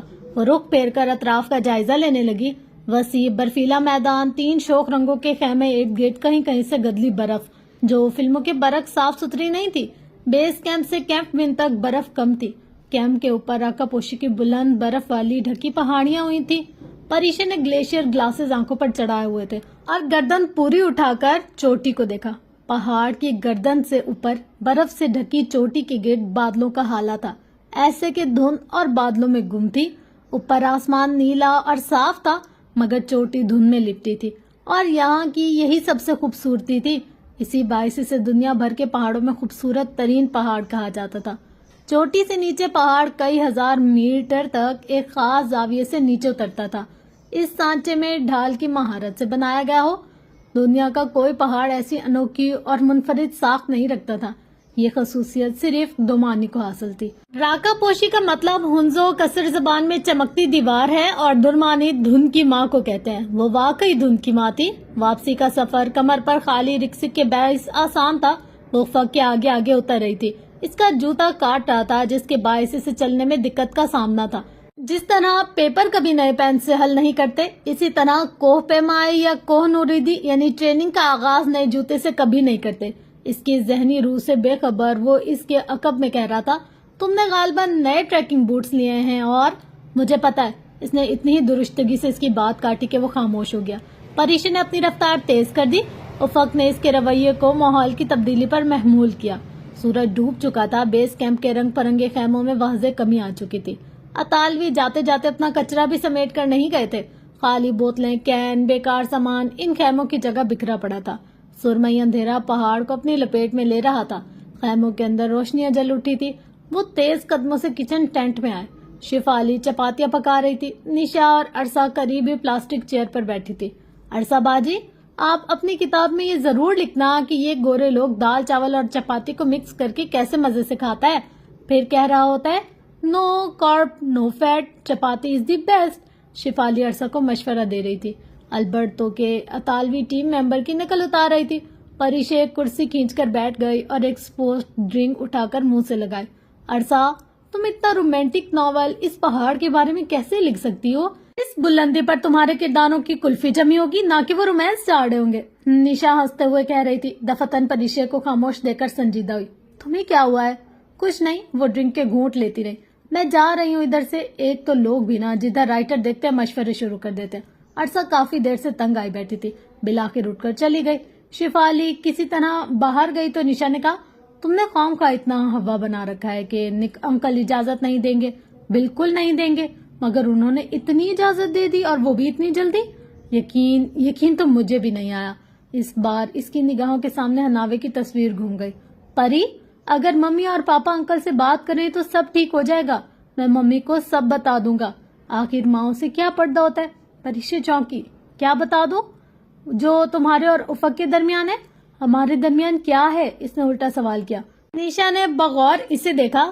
پری کیا ہوا ہے؟ نہیں، تم بتاؤ ہمارے درمیان کیا ہے. اس نے خالی بوتل میز پر رکھ دی. تمہارے درمیان تم دونوں؟ نشا الجھی. وہ زور سے ہنس دی. ہمارے درمیان کچھ بھی نہیں ہے. تم پاگل ہو نشی. وہ اٹھی اور خیمے سے باہر نکل آئی. نشا اس کی بہت اچھی دوست تھی مگر ہر بات بتانے کی نہیں ہوتی. وہ نشا کو نہیں بتا سکتی تھی کہ وہ شادی شدہ تھا. اگر بتا دیتی تو نشا اس کا چہرہ پڑھ کر جان جاتی کہ اس کے دل میں کیا ہے. کہ نسوانی غرور اور انا مجروح ہوتی. سو اس نے نشا کو کچھ بھی نہیں بتایا. وہ سر جھکائے اپنے خیمے کی طرف بڑھنے لگی. راستے میں وہ برفانی نالا نظر آیا جس کنارے وہ صبح موصف کے ساتھ بیٹھی تھی. صبح اس میں پانی تیرا تھا مگر رات کو درجہ حرارت گرنے کے باعث اب وہ مکمل برف ہو چکا تھا. وہ ہر چند گھنٹوں بعد روپ بدل لیتا تھا بالکل افق کی طرح. ہاں، اس نے سر جھٹکا اور اپنے خیمے کی طرف قدم تیز کر دیے. بدھ 10 اگست 2005. بیس کیمپ میں آج پورٹرز نے بہت اچھا ناشتہ دیا تھا. دلیا، انڈے، چپاتی، جوس اور پنیر، جس کے باعث اگلی صبح جب وہ کیمپ ون تک فرید اور افق کے ساتھ چڑھ رہی تھی تو اس کی طبیعت کافی بوجھل سی تھی. افق اس سے آگے تھا اور مسلسل اس سے بات کرنے کی کوشش کر رہا تھا. کبھی اس کے جوتوں کے متعلق پوچھتا تو کبھی کھانسی کے بارے میں کیونکہ وہ مسلسل کھانس رہی تھی. تم رحمت کو دکھا دیتی تو اچھا ہوتا. اس نے بیس کیمپ مینیجر اور ڈاکٹر احمد دوران کا نام لیا. وہ جواب دیے بنا سر جھکائے اپنے سکی پولز کی مدد سے برف پر چلتی گئی. افق کی ایکوملائزیشن مکمل تھی مگر محض پریشے کے لیے وہ گر نہ جائے، اس کی طبیعت نہ خراب ہو جائے، اس سے کوئی مسئلہ نہ. وہ اتنا زیادہ بوجھ لے کر اس کے ساتھ چڑھتا تھا.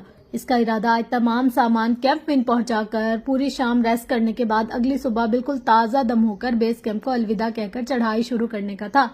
سورج ابھی چمک ہی رہا تھا جب انہوں نے واپسی کا سفر شروع کیا. وہ آگے پیچھے ڈھلان سے نیچے اتر رہے تھے. گرمی اتنی شدید تھی کہ پریشا نے دستانے اتار کر ہاتھ میں پکڑ لیے تھے.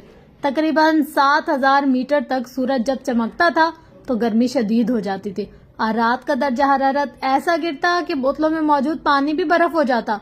ऊंचाई कम हो रही थी मगर इसकी खांसी शदीद होती जा रही थी, चक्कर आ रहे थे, सर में भी दर्द था और नौशिया भी हो रहा था। एक जगह खड़े होने की कोशिश में वो फिसलने लगी तो उफक ने इसके पीछे बाजू थामकर इसे सहारा देते हुए करीब पत्थर पर बिठा दिया। तुम्हें एल्टीट्यूड सिकनेस हो रही है? नहीं, मैं ठीक हूँ। घूमते सर को इसने दोनों हाथों में थाम लिया। सर में बहुत दर्द हो रहा है क्या? इसको अपनी कनपट्टी से लाते देखकर वो फिक्रमंदी से कहता है, इसके बिल्कुल सामने आ गया। सूरज अब उफक की पुष्ट पर था। इसकी नारंगी शुआएं इसके अतराफ से निकलकर परिशे तक पहुंच रही थी। मैं डेमोक्स ले लूंगी, वो इसकी फिक्र कर रहा था। वो चिढ़ सी गई, इसे इसके हाल पर ये क्यों नहीं छोड़ देता था। डेमोक्स से काम नहीं चलेगा। अगर ये एल्टीट्यूड सिकनेस है तो ये सीरियल ब्रिल एडिमा या पल्मोनरी एडिमा में तब्दील हो सकती है। उफ उफक, क्या मसला है? मैं डॉक्टर हूँ, मुझे पता है। तुम्हें मेरी फिक्र करने की जरूरत नहीं है। वो इतने गुस्से से बोली कि उफक ने हैरत से इसको देखा। परी, क्या हुआ है? मैं कल से नोट कर रहा हूँ तुम कुछ अपसेट हो। मुझे जो भी हुआ है ये तुम्हारा दर्द सर नहीं है। तुम मेरी फिक्र मत करो, समझे तुम? वो खड़ी हो गई और सर दर्द बढ़ता जा रहा था। क्यों ना करो तुम्हारी फिक्र, तुम मेरी। मैं कुछ नहीं हूँ तुम्हारी, वो एकदम हलक फाड़ कर चिल्लाई। तुम्हारी सिर्फ हनावे है, इसकी फिक्र करो। उफक के माथे पर नागवार सी शिकने दराई। हनावे का यहाँ क्या जिक्र? तुम्हें इससे क्या है? इसका लहजा सख्त हो गया। हाँ, मुझे तुम्हारी बीवी के साथ क्या मसला होगा? शट अप, इसका नाम मत लो बीच में। परिशे ने पहली दफा इसे गुस्से में देखा था और इसे गुस्सा आया भी किस बात पर था। वो इसकी बीवी का नाम तहकीर से ना ले। वो इससे इतनी मोहब्बत करता था कि सिर्फ नाम लेने पर परिशे के हलक में आंसुओं का गोला फंसने लगा। वो झटके से मुड़ी और तेजी से ढलान से नीचे उतरने लगी। परी रुको, वो इसके पीछे लपका। वो जितना तेज दौड़ सकती थी दौड़ी। बेस कैंप अब नजर आने लगा था। बर्फानी नाला पिघल चुका था, इसमें पानी तैर रहा था और बर्फ के बड़े बड़े टुकड़े। वो बहुत तेजी से खेमे की तरफ आई। इसका दिमाग एक नहज पर पहुंच चुका था। इसे अब किसी सूरत वहां नहीं रहना था। इसे वापस घर जाना था। बस अब बहुत हो चुका था। अब वो किसी भी सूरत में यहाँ नहीं रह सकती थी। वो राका पोशी तस्कीर करने नहीं आई थी, वो तो खुद तस्कीर होकर आई थी। मगर अब और नहीं। अपने खेमे में आकर इसने अपना मुख्तसर सामान उठाया और रिक्सिक में बढ़ने लगी। इसने वो करीमाबाद से कोई पोटर और शिफाली को साथ ले लिया। हसीब लोग अभी सुबह ही निकले थे, दूर नहीं गए होंगे, वो इनको जा लेगी। परी, तुम्हें क्या हुआ है? वो भागता हुआ हाँफता हुआ इसके खेमे में दाखिल हुआ। परिशे ने जवाब नहीं दिया। वो दोनों हाथों से अपनी चीजें इकट्ठी कर रही थी। वो इसको बैग तैयार करते देखकर ठटका। तुम कहाँ जा रही हो? घर। वो अपनी शेल जैकेट, डाउन जैकेट और दूसरी वाटर प्रूफ बैग में भर रही थी। मगर क्यों? मुझे तुम्हारे साथ क्लाइंबिंग नहीं करनी। इसने दूसरे बैग में जुराबे, दस्ताने और स्कार्फ डाले। ये अचानक तुम्हें क्या हो गया है? तुम इधर क्लाइंबिंग करने नहीं आई थी क्या? और बहुत खुश थी तुम उस वक्त।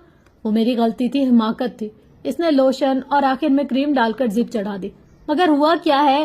वो हैरान था और झिला भी गया। बैग एक तरफ रखकर वो एक झटके से इसकी जानिब मुड़ी। क्या हुआ है? मुझसे पूछते हो हुआ क्या है? तुम धोखेबाज हो। तुमने धोखा दिया है मुझे। बहुत हट किया है तुमने मुझे उफक, बहुत ज्यादा। इसने इसे परे धकेला। वो हैरान सा 2 कदम पीछे हटा। क्या धोखा दिया है मैंने? तुम शादीशुदा और तुमने मुझे कभी ये नहीं बताया। तुम्हारी एक बीवी भी है और तुमने मुझे अंधेरे में रखा। वो चिल्लाई। तुमने भी तो मुझे नहीं बताया कि तुम इंगेज्ड हो। वो एक लम्हे को चुप हुई। हाँ, नहीं बताया क्योंकि मंगनी और शादी में फर्क होता है। कोई फर्क नहीं होता, सारी बात कमिटमेंट की होती है। कोई फर्क नहीं होता उफक, कोई फर्क नहीं होता। तुम इस फजूल औरत के साथ, इसका नाम मत लो। वो फिर गुस्से में आ गया।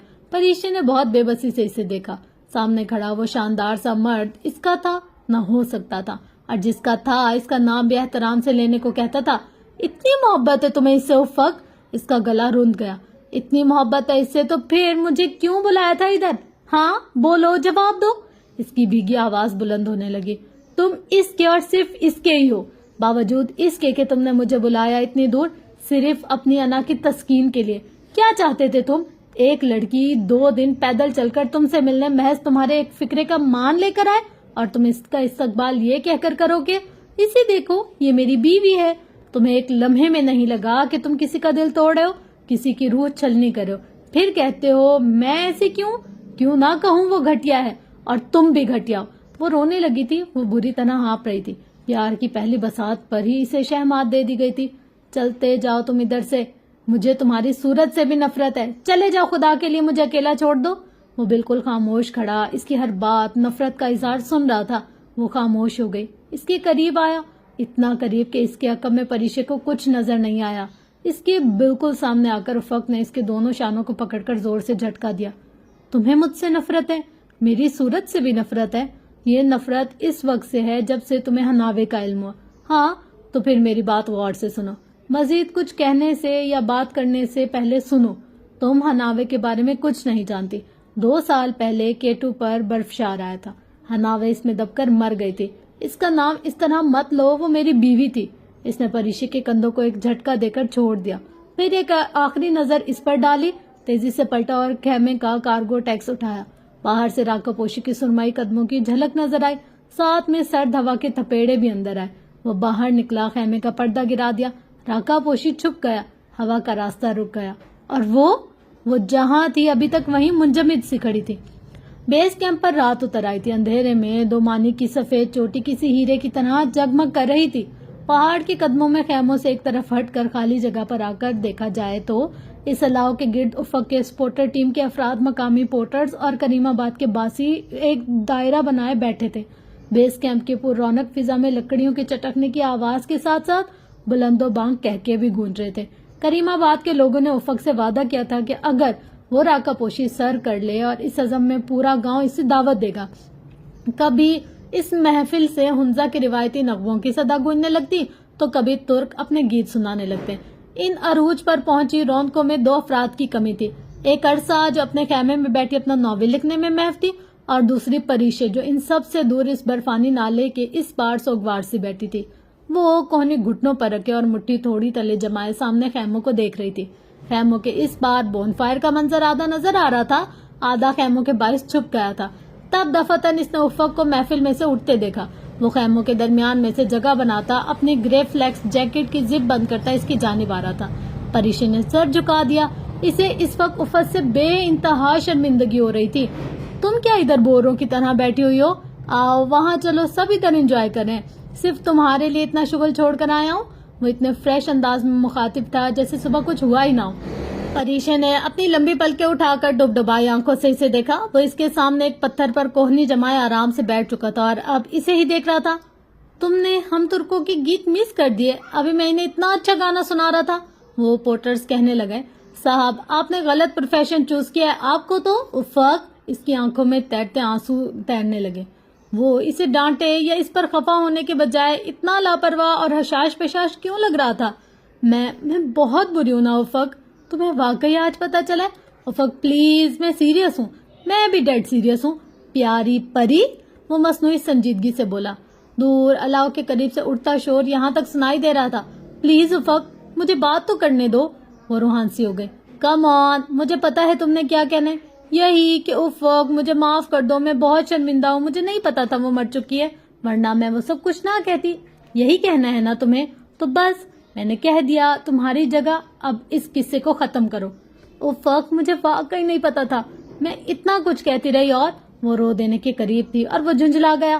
ایک تو تم پاکستانیوں میں یہ بڑی خرابی ہے، بات کو چباتے رہتے ہو، پلیز باتوں کو ہضم کر لیا کرو، جو ہوا بھول جاؤ پلیز۔ وہ اسی طرح بھیگی آنکھوں سے اسے دیکھتی رہی۔ ویسے مجھے اگر علم ہوتا کہ تم حناوے سے اتنی جیلس ہوگی تو اس کا ذکر بہت پہلے کر دیتا۔ ویسے وہ شرارت سے تھوڑا سا جھکا۔ میں تمہیں اتنا اچھا لگتا ہوں کیا؟ مسکراہٹ دبائے بمشکل خود پر سنجیدگی طاری کیے وہ مصنوعی معصومیت سے پوچھ رہا تھا۔ اتنا اچھا لگ رہا تھا؟ ہاں لگتے ہو نا، خفقی بھرے انداز میں کہہ کر وہ خیموں کو دیکھنے لگی۔ افق کی طرح اس کی ناک بھی سرخ ہو رہی تھی اور منہ سے دھواں نکل رہا تھا۔ وہ کتنی دیر اسے دیکھتا رہا، جیسے کوئی بڑا کسی بچے کی معصومانہ شرارت پر اسے پیار سے دیکھے مگر کہتا کچھ نہیں ہے۔ پری، آج تک یہ ہوتا آیا ہے کہ کوہ پیما خوبصورت جسمانی مشقیں جھیل کر خود کو ان خوبصورت پہاڑوں کے لیے تیار کرتے ہیں۔ آج رات یہ پہلی دفعہ ہوگا کہ میرے عقب میں موجود یہ پہاڑ کو ایک بہت خوبصورت کوہ پیما کے لیے تیار کرے گا۔ پریشے نے نگاہوں کا زاویہ اس کی جانب واپس موڑا۔ قدرے اطراحٹ، قدرے معصومیت سے وہ بولی، کون؟ میں؟ نہیں یار، اپنی بات کر رہا ہوں۔ وہ ہنستے ہوئے اٹھ کھڑا ہوا۔ پریشے نے ناراضگی سے اسے دیکھا۔ اچھا اٹھو، تمہارا چیک اپ کراتے ہیں احمد سے، سارا دن روتی رہی ہو اور اب تمہاری الٹیٹیوڈ سکنس عروج پر ہو گئی ہے۔ کھڑے کھڑے افق نے اس کی جانب ہاتھ بڑھایا۔ وہ نالے کی دوسری طرف تھا۔ اس نے پہلے خفقی سے اسے دیکھا، मगर वो इससे ज्यादा देर खफा नहीं रह सकती थी। इसने उफक का हाथ थाम लिया और खड़ी हो गई। फिर इसका हाथ थामे नाला क्रॉस किया। दूसरी जानिब पहुंचकर उफक ने इसका हाथ छोड़ दिया। वो दोनों साथ साथ चलते हुए खैमों के करीब आए। करीमाबाद के देहाती अब उठकर जा रहे थे। अहमद अभी तक बैठा कोई गाना सुना रहा था। परीशे को आते देखकर झींप कर खामोश हो गया। उफक ने इससे तुर्क जबान में कुछ कहा। वो सर हिलाकर उठ खड़ा हुआ और इनको अपने साथ लिए खेमे में आ गया। तुम्हारा तारुफ नहीं कराया, ये मेरा दोस्त है डॉक्टर अहमद दुरान, जेनेटिक और कैनिन जैसा बेहतरीन दोस्त। इससे मेरी दोस्ती का इससे बड़ा सबूत क्या होगा कि मैं हर मुमकिन तरीके से इसके लिए मरीज पकड़ कर लाता हूँ। अहमद के खेमे में कुर्सी संभालते हुए उफक ने हंसकर कहा। वो वहाँ बड़ी सी मेज के करीब बैठा था और परीशे के मुकाबिल कुर्सी अहमद की थी। उफक इसके दाएं जाने बैठ गया। परीशे के चेकअप के दौरान अहमद मुसलसल तुर्क जबान में उफक को कुछ बता रहा था। ये कह रहा है तुम सुबह तक बिल्कुल ठीक हो जाओगे और तुम्हारी खांसी तो अब पहले से बेहतर है। परीशे मुस्कुराहट छुपाते हुए अहमद को देखती रही। वो उफक का हम उम्र था मगर बेहद दुबला पतला और चेहरा नौ उम्र लड़कों जैसा था। बाल सुनहरी माइल भूरे थे। परीशे के देखने पर इसने शर्मा कर होंठ ऐसे बंद कर लिए जैसे कोई बच्चा गलत काम करता पकड़ा जाए तो घबराने के बजाय झींप कर मुस्कुरा दे। वो इतना मासूम लग रहा था कि परीशे कहे बगैर ना रह सकी। तुम्हारा दोस्त बहुत क्यूट है। उफक ने एक नजर परीशे को देखा, दूसरी निगाह अहमद पर डाली जो छींप कर हंस दिया और फिर दोबारा परीशे को देखा। मेरे क्यूट दोस्त को बहुत अच्छी अंग्रेजी भी आती है। ओह, वो अब बौखलाने की बारी परीशे की थी। मैं समझी इसे अंग्रेजी नहीं आती और अगर ऐसा नहीं है तो तुम दोनों तुर्क में क्यों बात कर रहे थे? अब तुर्क होकर हम फ्रेंच में तो बात करने से रहे। वैसे ये अंदर से अच्छा खासा मादाम किसी जमाने में अहमद ओम्त राइटर बनने की ख्वाब देखता था और तुम नसुए मरहूकी बनने के। खट से अहमद की जानिब से जवाब आया। ये साहिब क्या शायर है? इतना बड़ा तुर्क क्लाइमर है, तुम्हें नहीं इल्म? खैर, जितना भी बड़ा हो जाए उफक अरसलान जैसा नहीं हो सकता। वो मसनूई तफाकुर से बोला। मगर परीशे ने सर को इस बात में जंबिश दी। सही कहते हो, कोई बंदा उफक अरसलान नहीं हो सकता। इसके अलावा अहमद इंतहाई जलील किस्म का कंप्यूटर जीनियस है और हैकर भी, इसने कहा और जलील इसी तरह मुस्कुरा कर शर्मा दिया। कंप्यूटर से याद आया अहमद, मैं तुम्हारा कम्युनिकेशन टेंट इस्तेमाल कर लूं? मुझे पापा को ईमेल करनी थी। परी को अचानक याद आया। कर लो, इससे तो ऐसे पूछ रही हो जैसे इसका पैसा लगाओ। मादाम ये मेरे बाप हसन हुसैन अरसलान की खून पसीने की कमाई है जिसे हम यूं हिमालय में झोंक रहे हैं। जैनिक अक्सर कहता था कि अगर रहन यकीन और हसन हुसैन अरसलान के आबा व अजदाद इतनी जायदाद ना छोड़ जाते तो 32 मुल्क उफक और जैनिक की मेहमान नवाजी करने से महरूम रह जाते। वो दोनों बाहर निकल आए। पोर्टर इधर उधर फिरते अपने कामों में मसरूफ थे। अलाव से चंद गज के फासले पर अल्बर्टो के कैंप की जगह कल वाला कचरा अभी तक पड़ा था। तुम इस नीले टेंट में चली जाओ, वो कम्युनिकेशन टेंट है। मैं जरा ये साफ करा दूं। जमीन पर बैठकर बिखरा कचरा चुनने लगा। खुद क्यों हलकान होते हो? पोर्टर से कह दो, कोई मसला नहीं है, वो बेचारे थके हुए हैं, मैं खुद कर लूंगा ये सब। खाली कैन बोतलें और यूरोपियन प्रोसेस्ड फूड के खाली डब्बे समेटने लगा। वो कम्युनिकेशन टेंट में चली आई। अहमद ने इसे जबरदस्ती अंदाज में तरकीब दे रखा था। Satellite phone, laptop, computer, generator, बिजली के सोलर पैनल, दूसरे कुछ आलात।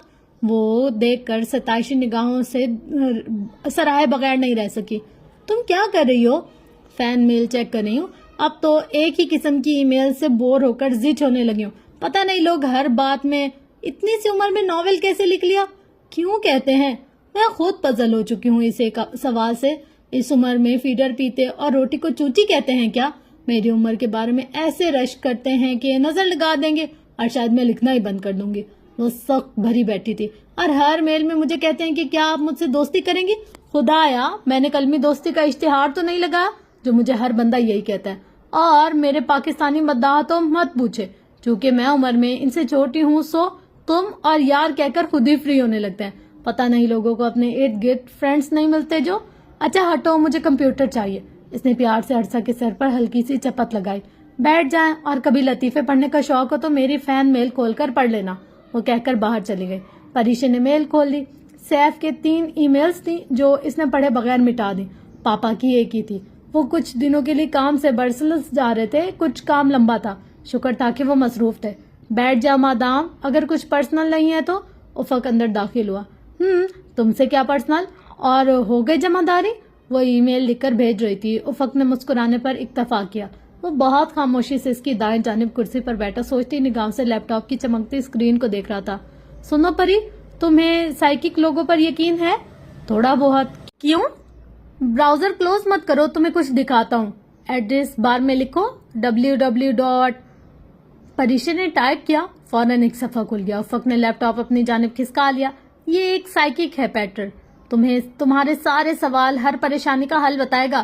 کوئی سوال پوچھنا ہے تو پوچھو. ہاں ٹائپ میں کرتا ہوں کیونکہ میری اس سے تھوڑی جان پہچان ہے. اوف، مجھے ان چیزوں کا کوئی یقین نہیں ہے. خیر تم پوچھو، میرا نام کیا ہے؟ افق کی انگلیاں لیپ ٹاپ پر ٹائپ کر کے کی پیڈ پر متحرک ہوئی. وہ بہت تیزی سے ٹائپ کر رہا تھا. وہاں 2 خانے سے بنے تھے. پہلے میں اس نے لکھا پیٹر پلیز آنسر، اور دوسرے میں لکھا میرے ساتھ بیٹھی لڑکی کا نام کیا ہے؟ پریشا جہاں زیب. اسکرین پر سفید رنگ کے 2 الفاظ ابھرے. افق نے فخر سے دیکھا جو کچھ حیران، کچھ بے یقین سی تھی. اچھا پوچھو میری عمر کیا ہے؟ افق نے ٹائپ کیا پیٹر پلیز آنسر. پریشا کی عمر کیا ہے؟ 25 سال. اسکرین پر لکھا آیا. اسے کیسے پتا؟ وہ بے یقینی سے اسکرین کو دیکھ رہی تھی. یہ سائیکک ہے اور دماغ پڑھ سکتا ہے. پھر پریشا نے اپنے متعلق کئی سوالات کیے. تمام کے جوابات درست نکلے. اسے تھوڑا خوف محسوس ہونے لگا. پیٹر واقعی کوئی عامل تھا. اچھا پوچھو کہ کیا میں کسی کو پسند کرتی ہوں؟ اس کا جواب مجھ سے پوچھ لو، تم راکا پوشی کو پسند کرتی ہو؟ وہ ہنستے ہوئے لکھنے لگا پیٹر پلیز آنسر. کیا پریشا کسی کو پسند کرتی ہے؟ تم بار بار پیٹر پلیز آنسر کیوں لکھتے ہو؟ وہ بار بار کی تکرار سے جھنجھلائی. اس دنیا میں کام نکلوانے کے لیے منت کرنا شرط ہے. پیٹر کا جواب اسکرین پر جگمگا رہا تھا. ہاں، اور اس کا نام کے پہ ختم ہوتا ہے. اس کی ریڑھ کی ہڈی میں سنسنی دوڑ گئی. اس نے گھبرا کر افق کو دیکھا. کے پر؟ لیکن راکا پوشی تو کے پر نہیں ختم ہوتا. وہ شاید سمجھا نہیں تھا یا پھر بن رہا تھا. پریشا نے خشک لبوں پر زبان پھیری. کیا وہ مجھے ملے گا؟ پریشا نے ہاں اگر وہ کوشش کرے تو جواب آیا. وہ بے حد خوفزدہ نگاہوں سے اسکرین کو دیکھ رہی تھی. اچھا اب پوچھو کہ مجھ سے محبت کرتا ہے وہ؟ افق نے فوراً پوچھا. جواب میں فوراً آیا محبت؟ وہ تو عشق کرتا ہے. وہ سانس رو کے اسکرین کو دیکھ رہی تھی. یہ آدمی کون تھا اور کیسے اتنا کچھ جانتا تھا؟ تو فرینڈس، یہ تھی آج کی ایپیسوڈ. اوئے ہوئے ہوئے ہوئے، بہت ہی کوئی انٹرسٹنگ موڈ پر میں آج آپ لوگ کو یہاں پر سٹاپ کر رہی ہوں کیونکہ آگے کی ایپیسوڈ کا آپ کو انتظار ہونا چاہیے. اچھا مجھے نا یہ والا ناول پڑھنے کا تو بہت زیادہ شوق تھا، پر نا بس میں اس کو جب پڑھ رہی تھی نا، اس میں جہاں کوئی بہت زیادہ مشکل اصطلاحات آ جائیں تو بس آپ کی بہن پھنس جاتی ہے. مطلب ایسے تو پڑھنے میں کوئی مشکل نہیں آتی، لیکن جو مطلب بہت ایک ردھم میں نہیں آتے. ہر رائٹر کے لکھنے کا طریقہ ڈیفرنٹ ہوتا ہے نا، تو کہیں کہیں انسان الجھ جاتا ہے یا پھنس جاتا ہے. تو کچھ ایسا ہی سین اس کے ساتھ ہو رہا تھا. بیچ بیچ میں میرا دل کر رہا تھا کہ یار اچھا 1-2 ایپیسوڈ یہ چھوڑ دیتے. پھر میں نے کہا نہیں، چھوڑنے کا تو سوال ہی پیدا نہیں ہوتا. اب اگر ایک دفعہ ہم لوگوں نے کسی چیز کو تھام لیا ہے تو پھر اس کو پورے انجام پر لے جا کر ہی چھوڑیں گے. اچھا یہ نا تھوڑا سا ایسے لینتھی سا ناول ہے. اب بھی اس کی کچھ ایپیسوڈز آئیں گی. مطلب ابھی ہمارا آدھا بھی نہیں ہوا، 1/4 پورشن ہوا ہے ابھی تک، اور ابھی بہت لمبی سٹوری ہے اور یہ چلتی جائے گی پتہ نہیں کب تک. تو آپ لوگ میرے ساتھ بنے رہیے گا تاکہ ہم لوگ اس کو پورا سکون سے مزے سے سن سکیں اور ہم لوگ ایکسپلور کر سکیں نئی چیزیں. اچھا مجھے کافی مزہ بھی آ رہا ہے پر نہیں بھی آ رہا مجھے. مطلب میں ابھی دونوں سچویشن میں ہوں، پڑھوں نہ پڑھوں. ایک ایپیسوڈ پڑھتی ہوں پھر اس کے بعد اتنا ٹائم چھوڑ دیتی ہوں. مطلب یہ جو ملتے جلتے ہوتا ہے جیسے پری، اس کے علاوہ مطلب اس میں کافی نام نہ ریزمبلنگ والے، تو وہ کریکٹر آپس میں گڈ موڈ ہو جاتے ہیں. بیچ میں پھر ترکش لینگویج آ جاتی ہے، بیچ میں کچھ اور آ جاتا ہے، تو اس میں بندہ تھوڑا سا پھنس جاتا ہے. کیونکہ اپنی لینگویج ہوتی ہے نا تو ایک فلو میں بندہ جاتے جاتے جب اور لینگویج آ جاتی ہے ہماری تو جو سوئی ہے وہ پھنس جاتی ہے. خیر آپ لوگ اپنا فیڈ بیک ضرور دیجیے گا کہ آپ کو یہ سن کر کیسا لگا، مزہ آیا نہیں آیا، اچھا لگا نہیں لگا. اور اس کے ساتھ ساتھ ملتے ہیں نیکسٹ ویڈیو میں. تب تک کے لیے اپنا گردنما اہل و عیال کا بہت زیادہ خیال رکھیے گا اور مجھے دعا میں بہت زیادہ یاد رکھیے گا، کیونکہ آپ لوگوں کا سپورٹ، آپ لوگ کا پیار محبت، آپ لوگ کی اپریسیشن میرے لیے بہت زیادہ معنی رکھتی ہے. تو بس اسی کے ساتھ ساتھ لو یو آل. اللہ حافظ.